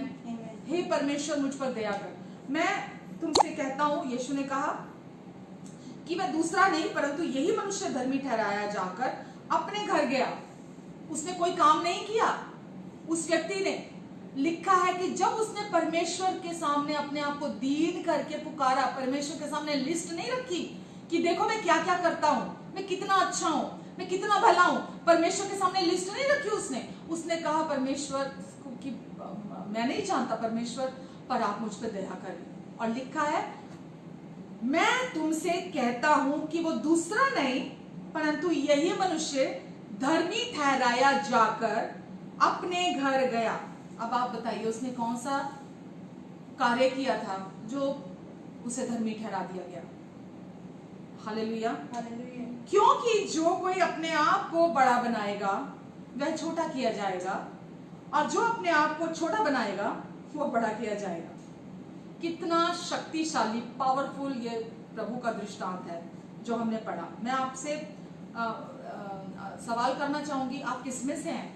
वो पहले व्यक्ति की तरह या इस दूसरे व्यक्ति की तरह जिसको प्रभु ने अपनी धार्मिकता गिफ्ट में दी, जो धर्मी ठहराया गया, या उस व्यक्ति की तरह जो ये गिनवाता है, ये लिस्ट, मैं उपवास भी करता हूँ, मैं दशमांश भी देता हूँ, मैं तो अन्यायी नहीं हूँ, मैं व्यभिचार नहीं करता, मैं तो बहुत भले काम करता हूँ, मैं तो ऐसा हूँ, मैं तो वैसा हूँ, मैं इस चुंगी लेने वाले की तरह नहीं जो कंपैरिजन करता है। दुनिया में लोग ऐसे ही हैं, वो अपने आप को छोटा पापी, दूसरों को बड़ा पापी गिनवा के अपने आप को धर्मी मानते रहते हैं, लेकिन परमेश्वर के सामने इस धार्मिकता के कोई मायने नहीं है। तो अभी क्या कहा, जो अपने आप को बड़ा बनाएगा वो छोटा किया जाएगा, जो छोटा बनाएगा वो बड़ा किया जाएगा। मैं यहाँ उनके एक्शन के बारे में बात नहीं कर रही, पर मैं यहाँ भरोसे के बारे में बात कर रही हूँ कि यहाँ पर पहले ने भरोसा किया अपने कार्यों पर और दूसरे ने भरोसा किया परमेश्वर के ऊपर, उन पर भरोसा रखा। तो जब आप परमेश्वर पर भरोसा रखते हैं तो वो आपसे प्रसन्न होते हैं। परमेश्वर को यही अच्छा लगता है कि आप उनके पूरा हुए कार्य पर भरोसा रखें। तो यदि व्यक्ति अपने सभी धार्मिक कार्यों पर अपना विश्वास रखता है, अपनी पवित्रता पर और अपने धार्मिक कार्यों पर, जैसा अभी हमने पढ़ा, विश्वास रखता है, तो यह वास्तव में धार्मिकता और परमेश्वर के साथ जो रिश्ता है उसमें एक रुकावट, एक ब्लॉक पैदा करता है। अगर कोई भी व्यक्ति अपने काम, अपनी डूज एंड डोंट की लिस्ट, अपनी पवित्रता, अपने अच्छे कार्यों पर विश्वास करता है, तो वो व्यक्ति परमेश्वर की धार्मिकता को अपने जीवन में ग्रहण नहीं करता, क्योंकि स्व धार्मिकता पर विश्वास करता है। और साथ ही वो व्यक्ति परमेश्वर के साथ वो जो रिलेशनशिप है, वो जो रिश्ता है परमेश्वर के साथ बिना शर्तों का, वो जो पिता और पुत्र का, वो उस रिश्ते में बना नहीं रहता, ब्लॉक पैदा करता है। परंतु वो जो व्यक्ति शायद बुरा हो, शायद आज भी गलत हो, शायद आज भी पाप में हो, परंतु वो अपने आप को दीन करके जब परमेश्वर को पुकारता है, उनसे मदद मांगता है, वो उनको पुकारता है, तो यही वो व्यक्ति है जो परमेश्वर के साथ सही स्थान पर खड़ा होता है। यही वो व्यक्ति है जो परमेश्वर की धार्मिकता को ग्रहण करता है।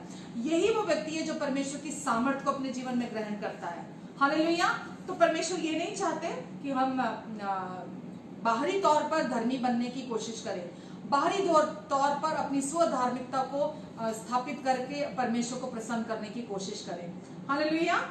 तो अगर मैं पढ़ूंगी नहीं क्योंकि समय बहुत लग जाएगा। रोमियो 9 में अगर आप पढ़ते हैं 30 से 32 तक, तो वहां लिखा है 2 प्रकार की धार्मिकता है। एक वो धार्मिकता जो स्व धार्मिकता है, और दूसरी वो धार्मिकता जो विश्वास की धार्मिकता है। तो यहाँ पर लिखा है कि जो यहूदी लोग थे वो अपनी धार्मिकता को स्थापित करने में लगे हुए थे।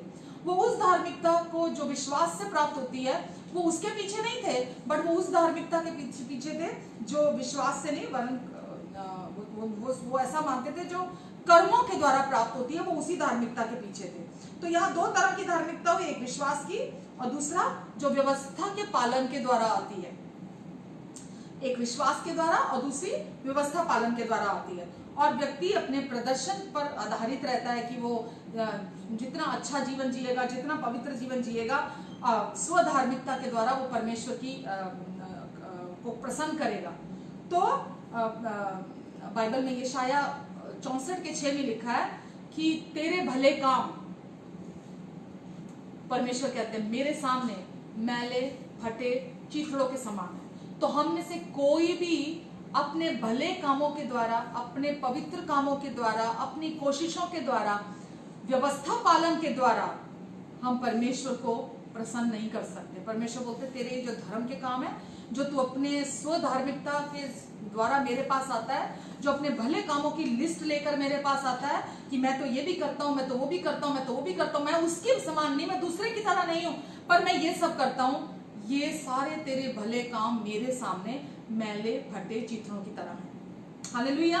तो परमेश्वर ये नहीं चाहते। और याकूब 2:10 अगर आप पढ़ते हैं तो उसमें लिखा है कि यदि आप सारी व्यवस्था का पालन करते हैं, सारी व्यवस्था का समझ लीजिए 100 पॉइंट है, 100 चीजें हैं जो आपको करनी है, लिखा है, और यदि तू सारी व्यवस्था का पालन करता है पर एक से चूक जाता है।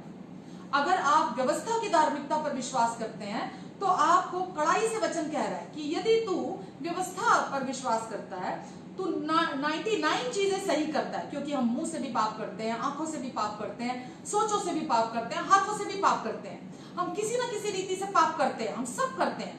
हम सोचते हैं पाप जानबूझ के नहीं करना चाहिए, अनजाने में हो जाए तो उसकी माफी है। कौन सा पाप ऐसा है जो जानबूझ के नहीं किया जाता? क्या आप क्रोध नहीं करते? क्या आप लालच नहीं करते? क्या आप ईर्ष्या नहीं करते? क्या आप चिंता नहीं करते? क्या आप डर के नहीं जीते हैं? अविश्वास का जीवन नहीं जीते हैं? ऐसा कौन सा पाप है जो आप अनजाने में करते हैं? तो हम सब, क्योंकि इस शरीर में है और इसीलिए हम सब अभी भी पाप करते हैं बाहरी तौर पर, जबकि हम अपने भीतर अपनी आत्मा में एकदम सिद्ध हैं, बिल्कुल प्रभु यीशु मसीह के समान है। लेकिन बाहरी तौर पर अभी भी आज भी हम पाप करते हैं, जानते हुए कि ये पाप है हम फिर भी करते हैं। तो लिखा है कि कोई व्यक्ति अगर 100 में से 1 में से चूक जाता है तो वो बाकी की जो 99 है उसका भी अपराधी ठहरता है।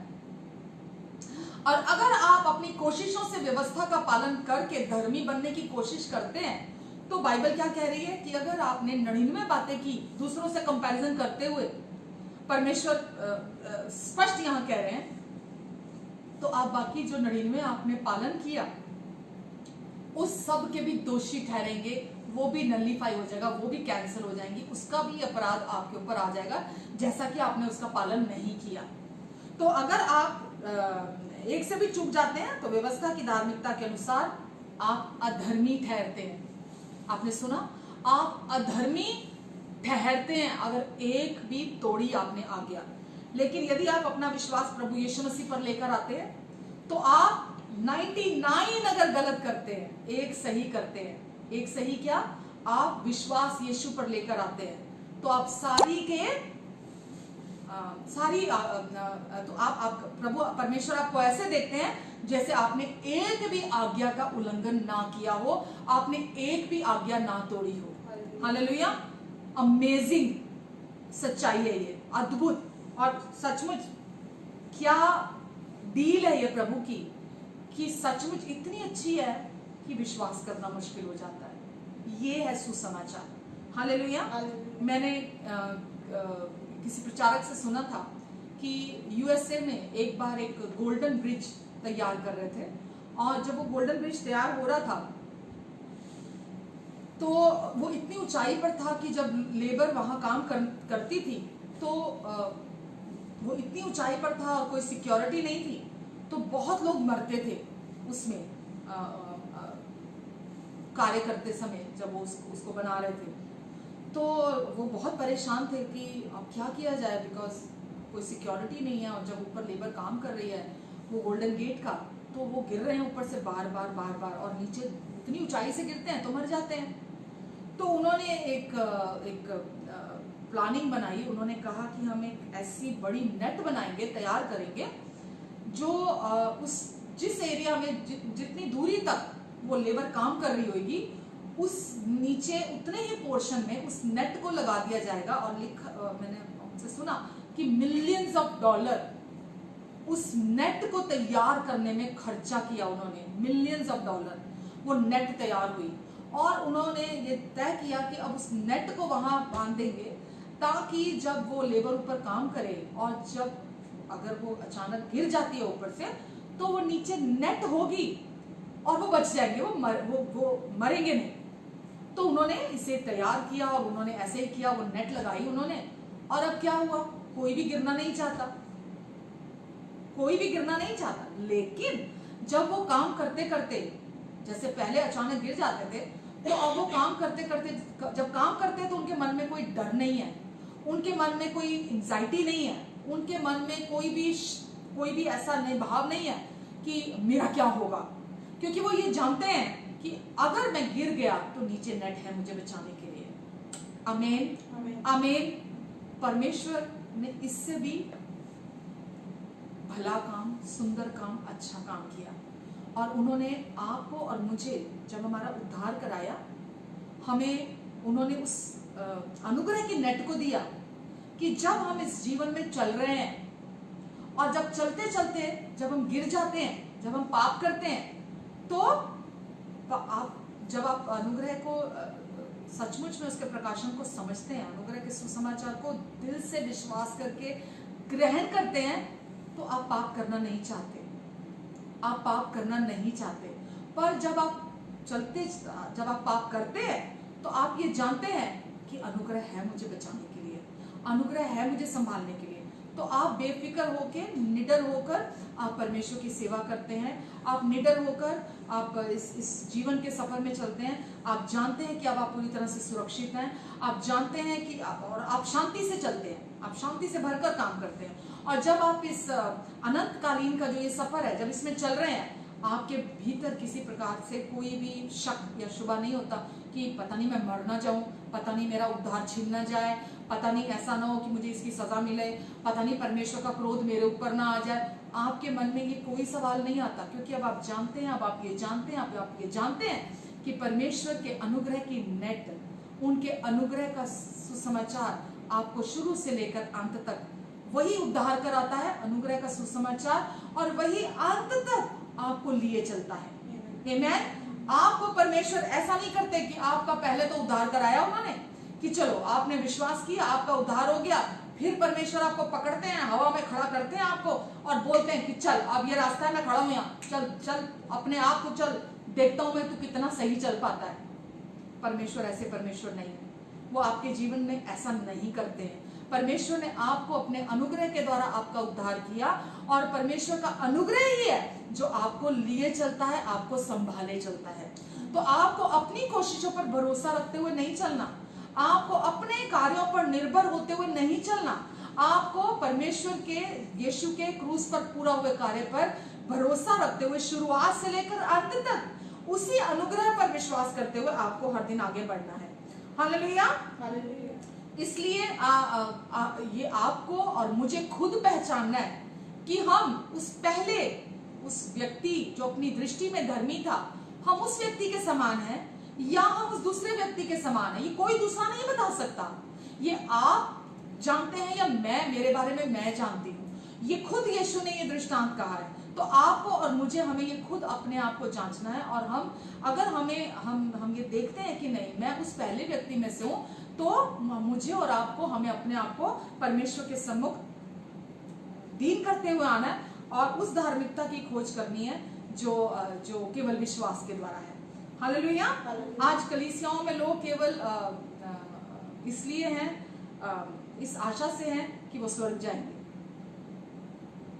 बजाय नरक के, इसीलिए वो चर्चिज में है, वो चर्च जाते हैं, वो अच्छा बनने की कोशिश करते हैं, वो नैतिक मूल्यों का कुछ हद तक पालन भी करते हैं, और इस प्रदर्शन पर आधारित वो अपने आप को बंधुआई के अंदर रखते हैं, पाप की बंधुआई के अंदर। वो हर समय, उनको खुद नहीं पता कि वो बंधनों के नीचे हैं, लेकिन इस बंधन से निकलने के लिए सबसे पहली चीज, आज बहुत लोग, मैं नहीं जानती जो लोग सुन रहे हैं, पर मैं आज सच कहने से रुकूंगी नहीं। अब उस बंधन से निकलने के लिए, उस बंधुआई से निकलने के लिए, जो आपकी स्वधार्मिकता की बंधुआई है, जो आप अपने पर भरोसा रखते हैं, अपने प्रदर्शन, अपने कार्यों पर, अपनी आज्ञाकारिता पर जो भरोसा रखते हैं, जो सारा फोकस आपका अपने ऊपर है, आपको सबसे पहली बात जो करने की जरूरत है वो ये कि आपको यीशु जैसा बनना छोड़ना होगा। हालेलुया। आपको यीशु जैसा बनना छोड़ना होगा, और आपको यीशु को आपके जीवन में यीशु बनकर जीने देना होगा।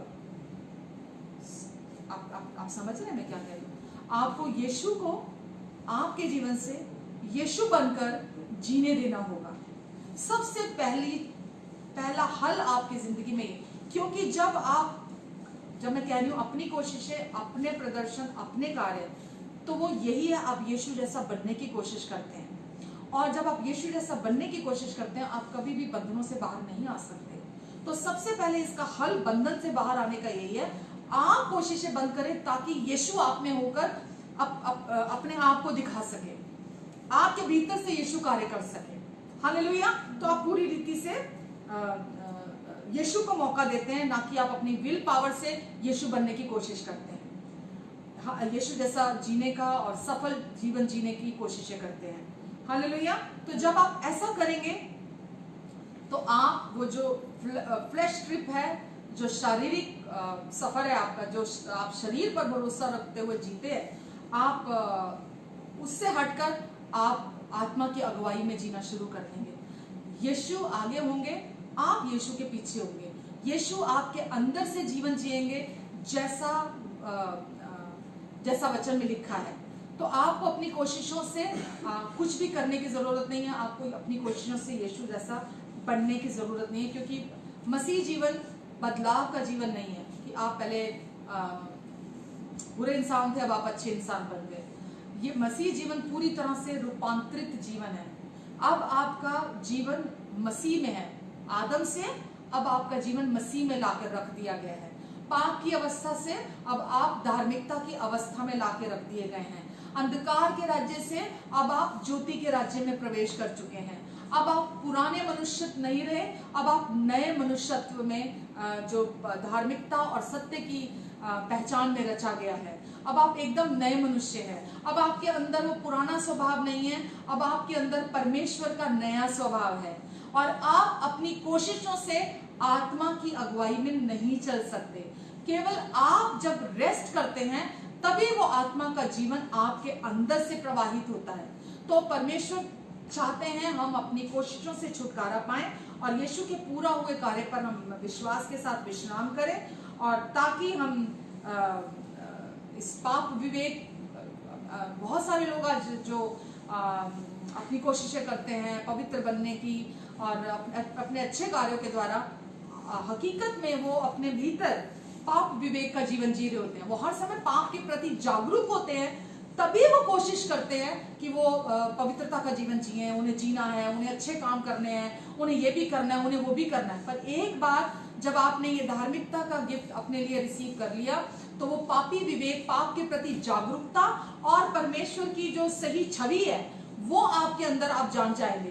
तो फिर आप जैसा पहला जीवन जीते थे कि अपनी कोशिशें, अपना प्रदर्शन, वो आप समझ जाएंगे कि वो मसीहियत नहीं है। मसीहियत यीशु पर विश्वास करना और यीशु को अपने में से जीवन जीने देना। हालेलुया। बस थोड़ा और बात करूंगी। जब आप रोमियो की पुस्तक पढ़ते हैं तो बहुत बार वो आपके विषय बात करता है, और वो ऐसा नहीं, जब आप वहां देखते हैं तो आप सोचते हैं, क्योंकि आपको मालूम नहीं है सच्चाई, तो आप सोचते हैं कि वो पाप शब्द को बार बार हमारे लिए इस्तेमाल कर रहा है। तो मौलिक रूप से वहां 49 टाइम्स, 49 बार पौलुस ने पाप शब्द का इस्तेमाल किया, और 49 में से 47 बार वो जब पाप शब्द का इस्तेमाल करता है तो संज्ञा के रूप में करता है, नाउन के रूप में, नाम के रूप में। वो वहां पे 47 बार, 47 टाइम्स वो पाप का इस्तेमाल नाम के तौर पर करता है। केवल 2 बार वो वहां क्रिया के रूप में पाप का इस्तेमाल करता है, पाप शब्द का इस्तेमाल करता है। तो जब वो वहां आप पढ़ते हैं, अब आप ध्यान से जब आप वचन पढ़ेंगे तो आप समझेंगे, जब मैं कह रही हूं कि वो वहां पर पाप के विषय में जो नाम है, संज्ञा है, उसके विषय में बात करता है, तो वो करता है आपका पुराना मनुष्यत्व और पुराना स्वभाव, वो उसके विषय में बात करता है। केवल 2 बार वो वहां बात करता है पाप क्रिया के रूप में, पाप क्रिया के रूप में, एक्शन के रूप में। तो 47 टाइम वो बार बार हमें बताता है कि अब, क्योंकि जो मेरी अंडरस्टैंडिंग है, जो मैंने वहां समझा, वो यही कि वो ज्यादा रुचि रखता है पाप के आपके स्वभाव में उस पाप के आपके बर्ताव से ज्यादा। तो वो ज्यादा स्वभाव में रुचि रखता है, क्योंकि अब आपके अंदर वो पापी स्वभाव नहीं है, अब आपके अंदर धार्मिकता का नया स्वभाव है, अब आपके अंदर परमेश्वर का स्वभाव है। तो वो वहां बात करता है कि पहले हमारा जीवन ऐसा था, हमारा पुराना मनुष्यत्व ऐसा था, हमारे अंदर वो पापी स्वभाव था, लेकिन अभी हमारे अंदर परमेश्वर का नया जीवन है और वो नया स्वभाव है हमारे अंदर। तो वो जो यहाँ बात कर रहा है, वो जो आप करते हैं वो उसके विषय में बात नहीं कर रहा, पर आप जो हैं अब मसीह में, वो उसके विषय में बात कर रहा है। तो हमें लोगों को वो जो करते हैं उसके विषय बार बार उन्हें जागरूक करने की जरूरत नहीं है, बल्कि हमें लोगों को जो वो हैं, जो अब उनकी रियलिटी है, अब वो जो मसीह में उनकी नई पहचान है, हमें लोगों को उसके प्रति जागरूक करना है, हमें लोगों को उसके प्रति बताना है। आमीन। तो जो लोग मसीह में हैं वो आत्मा के अनुसार चलेंगे। क्यों?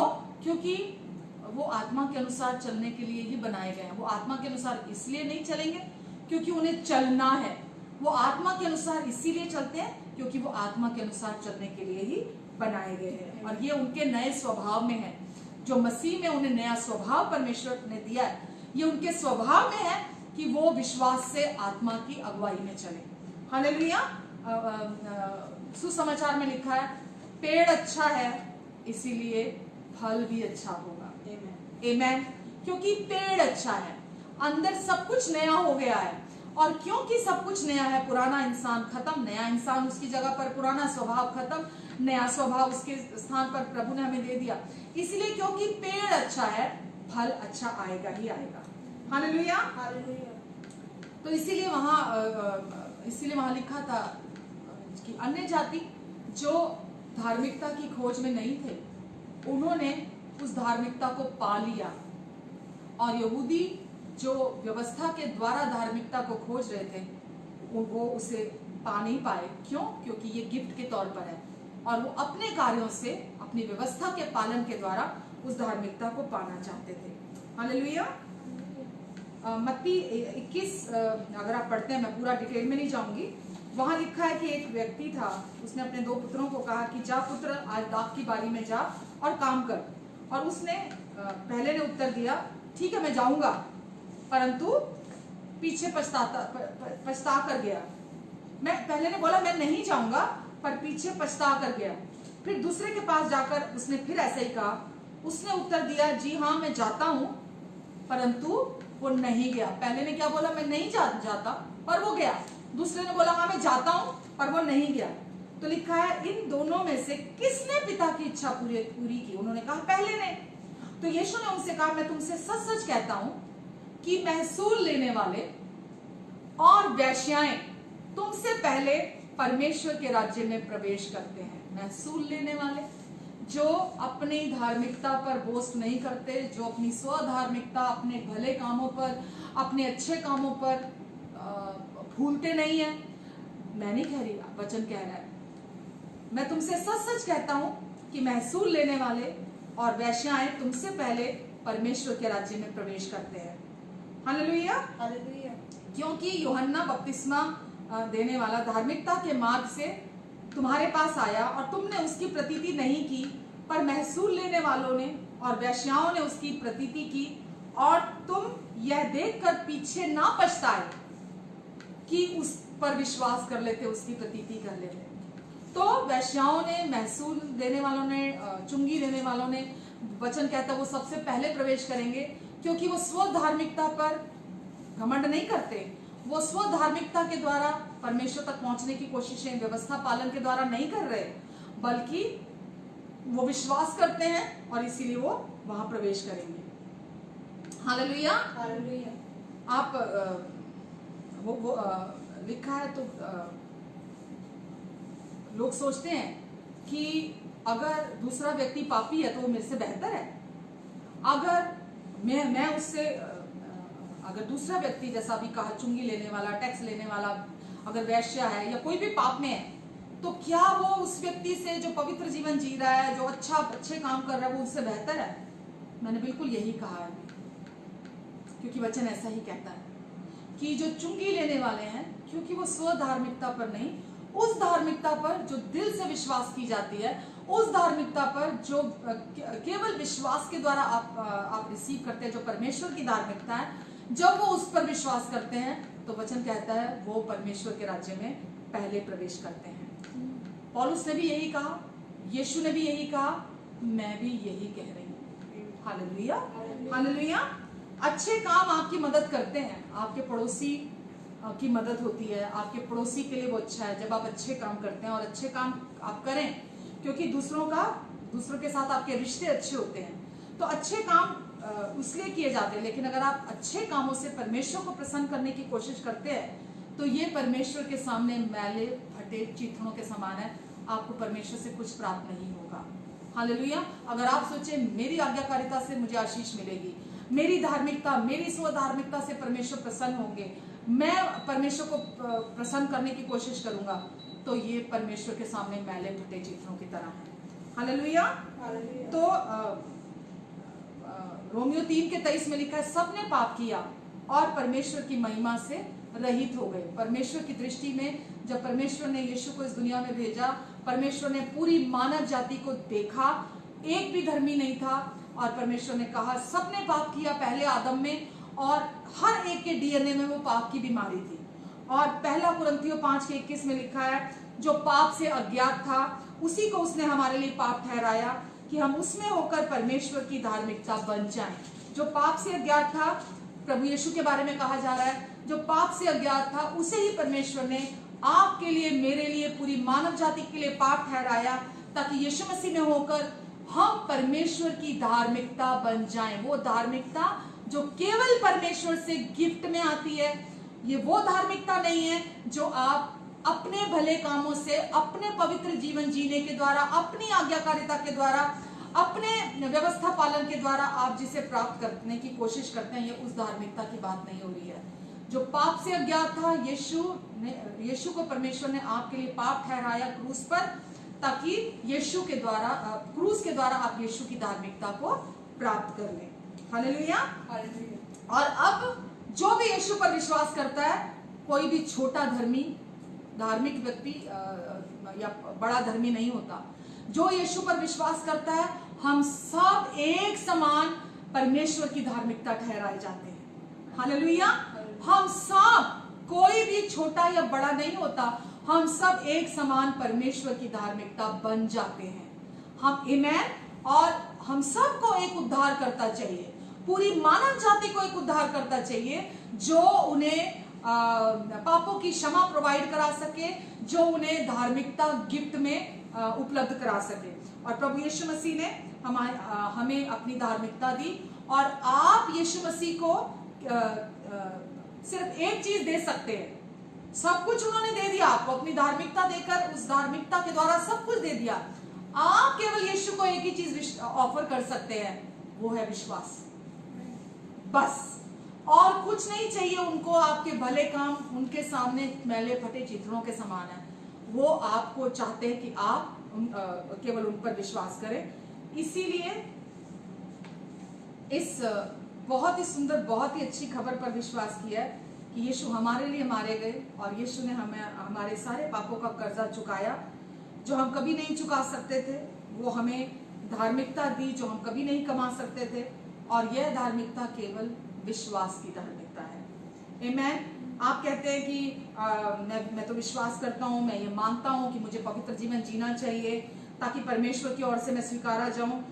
जब आप ऐसा कहते हैं तो ऐसा कहने का अर्थ ये है कि आप ये कह रहे हैं कि यीशु ने जो क्रूस पर काम पूरा किया, जो कीमत चुकाई, वो काफी नहीं है। जब आप ऐसा कहते हैं कि मुझे अपनी कोशिशों से पवित्र जीवन जीना है, और मैं ये विश्वास करता हूँ, आप कहेंगे कि ये सब पापों में, मैं ये कहूंगी, जब आप ऐसा सोचते हैं तो मैं ये कहना चाहूंगी कि ये सब पापों में से बड़ा पाप है यीशु मसीह पर विश्वास ना करना। जो कार्य उन्होंने आपके लिए क्रूस पर पूरा कर दिया, उस पर विश्वास ना करना सब पापों में से बड़ा पाप है। इससे बड़ा पाप कोई नहीं है। आमेन। तो या तो यीशु ने आपका पूरा कर्जा चुकाया है, या यीशु ने कुछ भी नहीं चुकाया। या तो यीशु ने आपके सारे पापों की कीमत चुकाई है, पास्ट, प्रेजेंट और फ्यूचर, और या यीशु ने एक भी पाप की कीमत नहीं चुकाई। ये दोनों नहीं हो सकते, दोनों में से एक ही हो सकता है।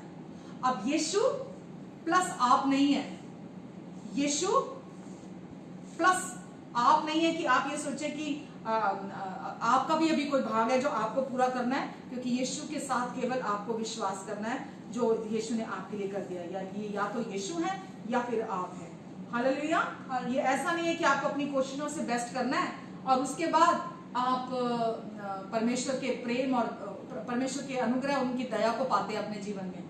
आपको अपना बेस्ट नहीं करना, आपको संपूर्णता परमेश्वर पर भरोसा रखते हुए, निर्भर रहते हुए, उनके क्रूस पर पूरा हुए कार्य पर पूरी तरह निर्भर रहते हुए, आपको आत्मा की अगुवाई को के द्वारा अपने जीवन को जीना है। हालेलुया। यीशु ने जो कुछ पूरा किया, तो ये या तो विश्वास की धार्मिकता है या व्यवस्था की धार्मिकता है। ये दोनों को कॉम्बिनेशन कभी नहीं हो सकती। या तो विश्वास की धार्मिकता है या व्यवस्था की धार्मिकता है। तो रोमियो 11:6 में लिखा है, जल्दी जल्दी पढ़ लेंगे। रोमियो 11:6 में,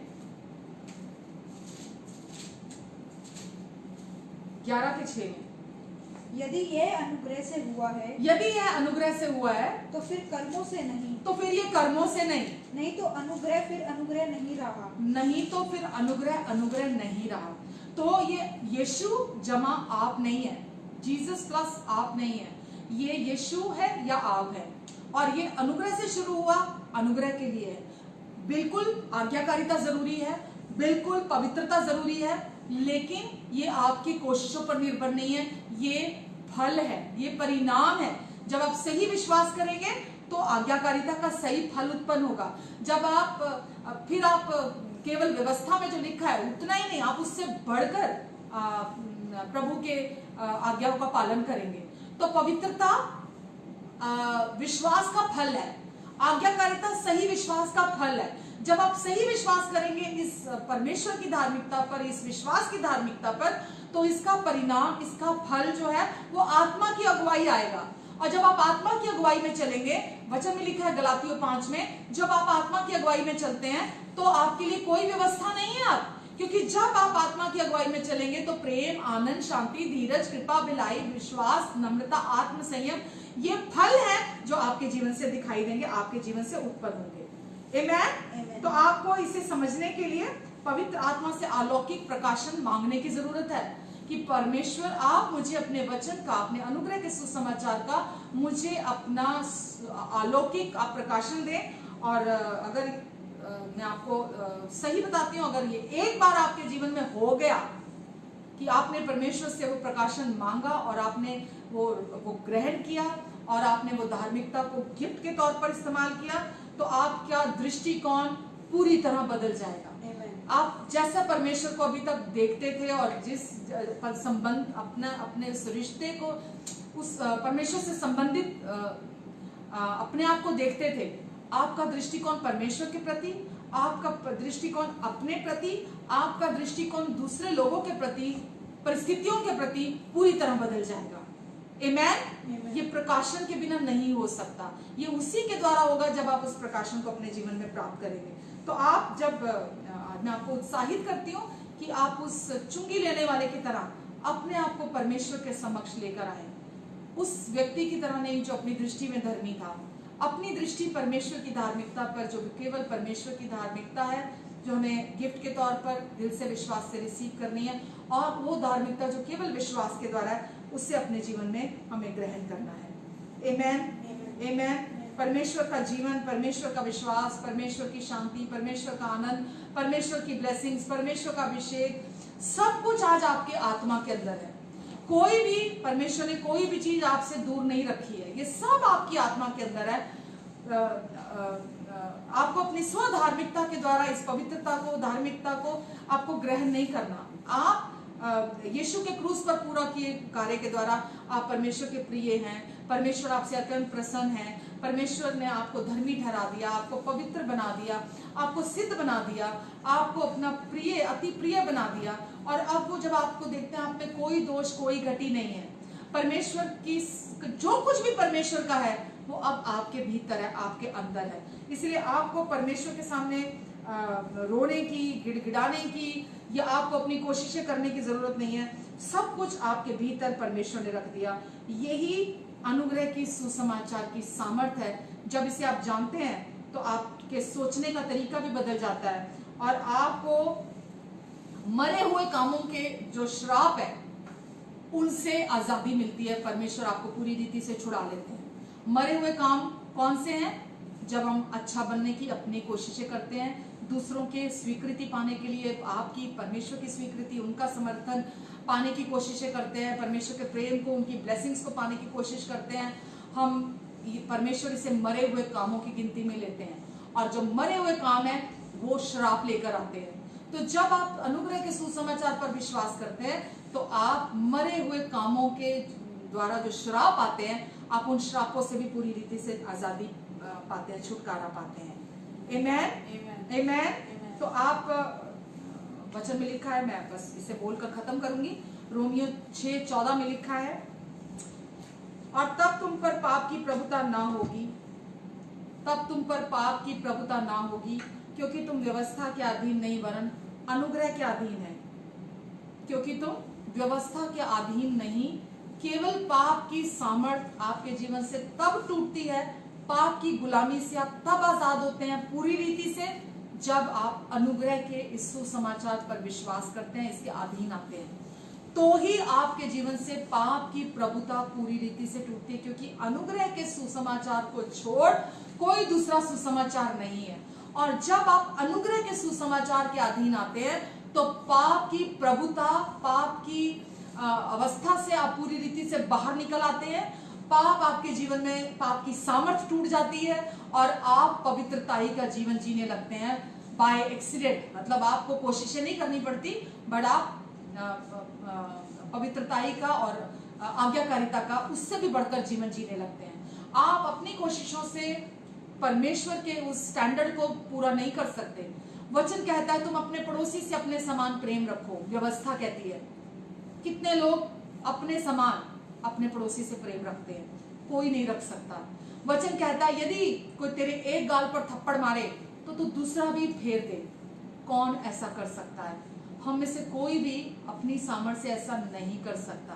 तो आप या मैं, हम अपनी कोशिशों से व्यवस्था का पालन नहीं कर सकते, क्योंकि अगर हमने 99 बातों का पालन किया, एक से भी चूक गए, तो बाकी सबके अपराधी ठहरते हैं। तो आज हमने ये सुना, आज हमने ये जाना कि पाप की प्रभुता आपके जीवन से तब टूटती है जब आप अनुग्रह के अधीन आते हैं, व्यवस्था के नहीं। आमेन, हालेलुया, हालेलुया।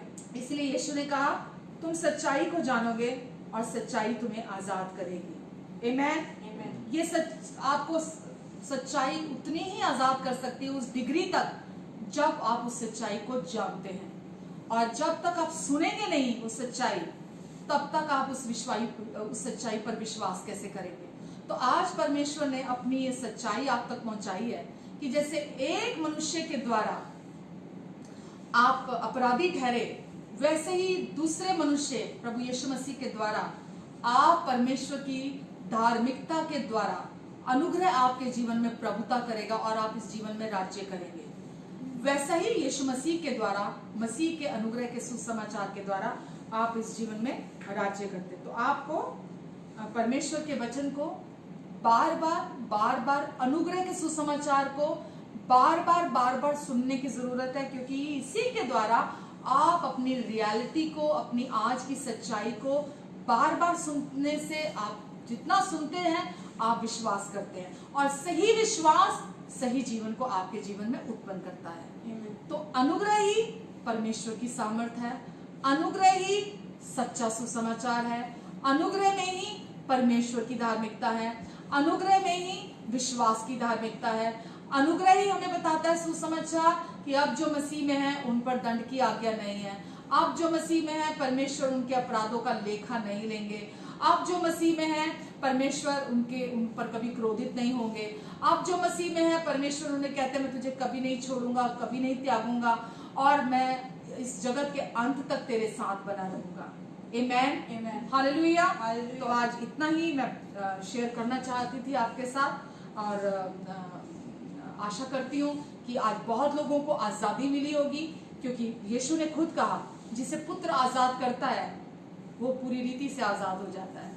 यीशु ही वचन है, वचन ही यीशु है, यीशु ही अनुग्रह है, अनुग्रह ही सुसमाचार है, और अनुग्रह का सुसमाचार ही सच्चा सुसमाचार है। और जब आप सुसमाचार को उसकी प्योरिटी में सुनते हैं तो आप अपने जीवन में आजादी को पाते हैं। हालेलुया। आप डबल ब्लेसिंग्स के नीचे आ जाते हैं और आपका जीवन परमेश्वर की सामर्थ से बहाल हो जाता है, परमेश्वर की ब्लेसिंग से बहाल हो जाता है। आमेन। आइए मैं छोटी सी प्रार्थना आपके लिए करूंगी।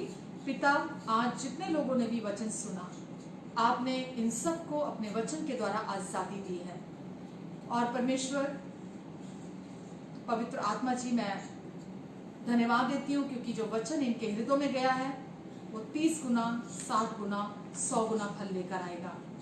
और परमेश्वर ये आपकी महिमा के लिए खूब फलेंगे फूलेंगे, क्योंकि प्रभु आपका मकसद, आपका इरादा इनके लिए केवल आजादी का है। और परमेश्वर आपसे आज से ये उस आजादी में स्थिर बने रहें, यीशु मसीह के नाम से। आमीन, आमीन, आमीन, हालेलुया।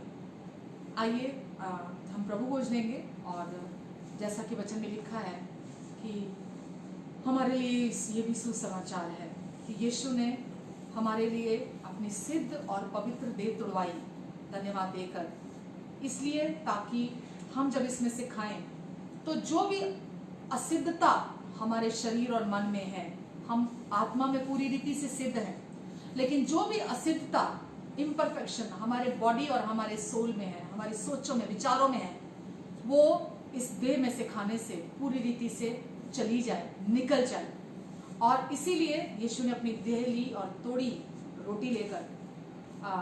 आप जब प्रभु भोज हम कहते हैं तो आप कोई भी रोटी ले सकते हैं, और कोई भी पीने का पदार्थ ले सकते हैं। तो यीशु ने कहा तुम हमेशा ऐसा ही किया करना। और जब हम यीशु की सिद्ध देह में से खा और पी रहे हैं, तो जो भी सिम्टम आपके शरीर में इस समय है, विश्वास करें। केवल विश्वास करना है आपको नई वाचा में। परमेश्वर और कुछ नहीं चाहते, ये विश्वास करें कि आप धर्मी हैं और यीशु के द्वारा परमेश्वर ने आपको धर्मी ठहरा दिया है। तो आप जब आज ये विश्वास से खा रहे हैं, तो आपकी देह में जो भी सिम्टम आए हों, क्योंकि आपने विश्वास के साथ खाया है, तो वो वहां बने नहीं रहेंगे। कितनी भी पुरानी बीमारी क्यों ना हो, वो वहां बनी नहीं रहेगी। वैसे ही यीशु ने कटोरा लिया और कहा, ये कटोरा मेरा नई वाचा का लहू है जो तुम्हारे पापों की क्षमा के लिए बहाया जाता है। और यीशु ने कहा, मेरे क्रूस की मृत्यु को स्मरण करते हुए सदा ऐसा किया करना। तो हम यीशु के क्रूस को याद करते हैं, क्योंकि वहीं पर हमारे सारे पापों को सजा दी गई। हमारे सारे पापों का दोष यीशु के देह पर चुकाया गया। हमारे पापों का दंड और न्याय यीशु की देह पर हुआ। पिता का सारा क्रोध यीशु ने अपने अंदर सोख लिया। हम ये याद करते हैं, और ये याद करते हुए हम इस नई वाचा जो यीशु ने अपने लहू के द्वारा स्थापित की, अनुग्रह की नई वाचा, हम इस प्याले में से पीते हैं। और जब हम पीते हैं, याद रखें, कोई बीमारी, कोई कमजोरी, कोई बुढ़ापा आपके जीवन में प्रभुता नहीं करेगा। शैतान की कोई चाल आपके जीवन में प्रभुता नहीं करेगी। मृत्यु और पाप की प्रभुता आपके जीवन में अब कभी नहीं होगी। आमीन। आइए हम इस प्याले में से पीते हैं। प्रभु की शांति, प्रभु की सुरक्षा, प्रभु की चंगाई आपके जीवन पर हमेशा प्रभुता करेगी। आमीन। और आप हमेशा स्वस्थ, चंगे और शांति में बने रहेंगे। आमीन। हालेलुया। आइए मैं आप सबके लिए प्रार्थना करती हूँ। प्रेमी पिता, मैं इस समय आपको धन्यवाद देती हूँ अपने ऑनलाइन सारे सुनने वालों के लिए, देखने वालों के लिए। प्रेमी पिता, ये आपकी प्रिय संतानें हैं और आज इन्हें आपने ये समय दिया परमेश्वर, और मुझे भी ये मौका दिया ताकि हम मिलकर आपके अनुग्रह के सिंहासन के सामने बोल्डली खड़े रहकर हम धन्यवाद देकर हम प्रार्थना कर सकें। पिता, इनकी जो भी जरूरतें हैं, आप अपने अनुग्रह के बहुतायत और अपनी धार्मिकता की बहुतायत के द्वारा इनके जीवन में बहाल करें। केवल विश्वास चाहते हैं आप कि ये आपके अनुग्रह के सुसमाचार पर और आपके धार्मिकता के गिफ्ट पर पूरे हृदय से विश्वास करें, ताकि ये इस जीवन में राज्य करें। आप इनकी मदद करें, सहायता करें कि ये इन दो चीजों को जो सबसे मुख्य है, जो सबसे महत्वपूर्ण है, ये उस पर विश्वास करें और प्रभु ये अपने जीवन में राज्य करेंगे। अब ये जब प्रभु इन्होंने आपकी देह में से खाया पिया है और अब ये स्वस्थ हैं, चंगे हैं, सुरक्षित हैं, आप शैतान के हर चाल से इन्हें बचाकर रखेंगे, हर बुराई से इन्हें बचाकर रखेंगे, हर कमी घटी से आप इन्हें बचाकर रखेंगे। आप कहते हैं तेरे निकट 1000, तेरे दाहिने 10,000 गिरे, लेकिन वो दुष्ट तेरे पास आने नहीं पाएगा और तो अपनी दृष्टि से दुष्टों के अंत को देखेगा। कोई महामारी इन्हें छू नहीं सकती, क्योंकि आपका वायदा है। आप अपने पंखों की आड़ के नीचे, परों के नीचे, अपने लहू के नीचे आप इन्हें छिपा कर रखेंगे, अपनी शांति में बनाकर रखेंगे। प्रभु, आप इनकी मदद और सहायता करेंगे और ये अब आपकी अगुवाई में चलेंगे, पवित्र आत्मा के चलाए से चलेंगे, क्योंकि अब ये व्यवस्था के अधीन नहीं, ये अनुग्रह के अधीन है। और अब क्योंकि पाप इन पर प्रभुता नहीं करता, इनका सारा फोकस आप पर है, ना कि अपने पर। अब ये पाप के प्रति जागरूक नहीं है और अब ये आपकी छवि को लेकर एकदम स्पष्ट हैं कि आप इन्हें अपने बिना शर्तों के प्यार से प्यार करते हैं और आपकी करुणा और भलाई हर दिन के हर क्षण इनके जीवन में आप दिखाना चाहते हैं। धन्यवाद पिता, इन्हें और इनके अपनों को, जो लोग भी हमें सुन रहे हैं, देख रहे हैं, सबको आप ब्लेस करें और इनकी जो भी जरूरतें हैं अपनी महिमा के उस धन से जो मसीह यीशु में है आप पूरी करें। और अपने अनुग्रह से आपने कहा इनके पास हर समय सब कुछ की बहुतायत आप देंगे, यहाँ तक कि भलाई करने के लिए भी। धन्यवाद परमेश्वर, सारी महिमा हम आपको देते हैं, सारी प्रार्थना को हम प्रभु यीशु के सामर्थी, जीवित और पवित्र नाम से हम रिसीव करते हैं। आपका प्रेम इनके द्वारा सब तरफ महके, आपकी रोशनी इनके द्वारा चमके, आपकी महिमा, आपकी इच्छा, आपकी राय, आपका स्वभाव, आपकी सोचे इनके द्वारा प्रकट हों। और प्रभु, क्योंकि ये धरती के नमक है, इसीलिए रिश्तों में खूबसूरती और जायका इनके द्वारा जब तक ये इस धरती पर है बना रहेगा। धन्यवाद यीशु, सारी महिमा आपको देते हैं, सारी प्रशंसा आपको देते हैं। आमेन, आमेन एंड आमेन। हालेलुया।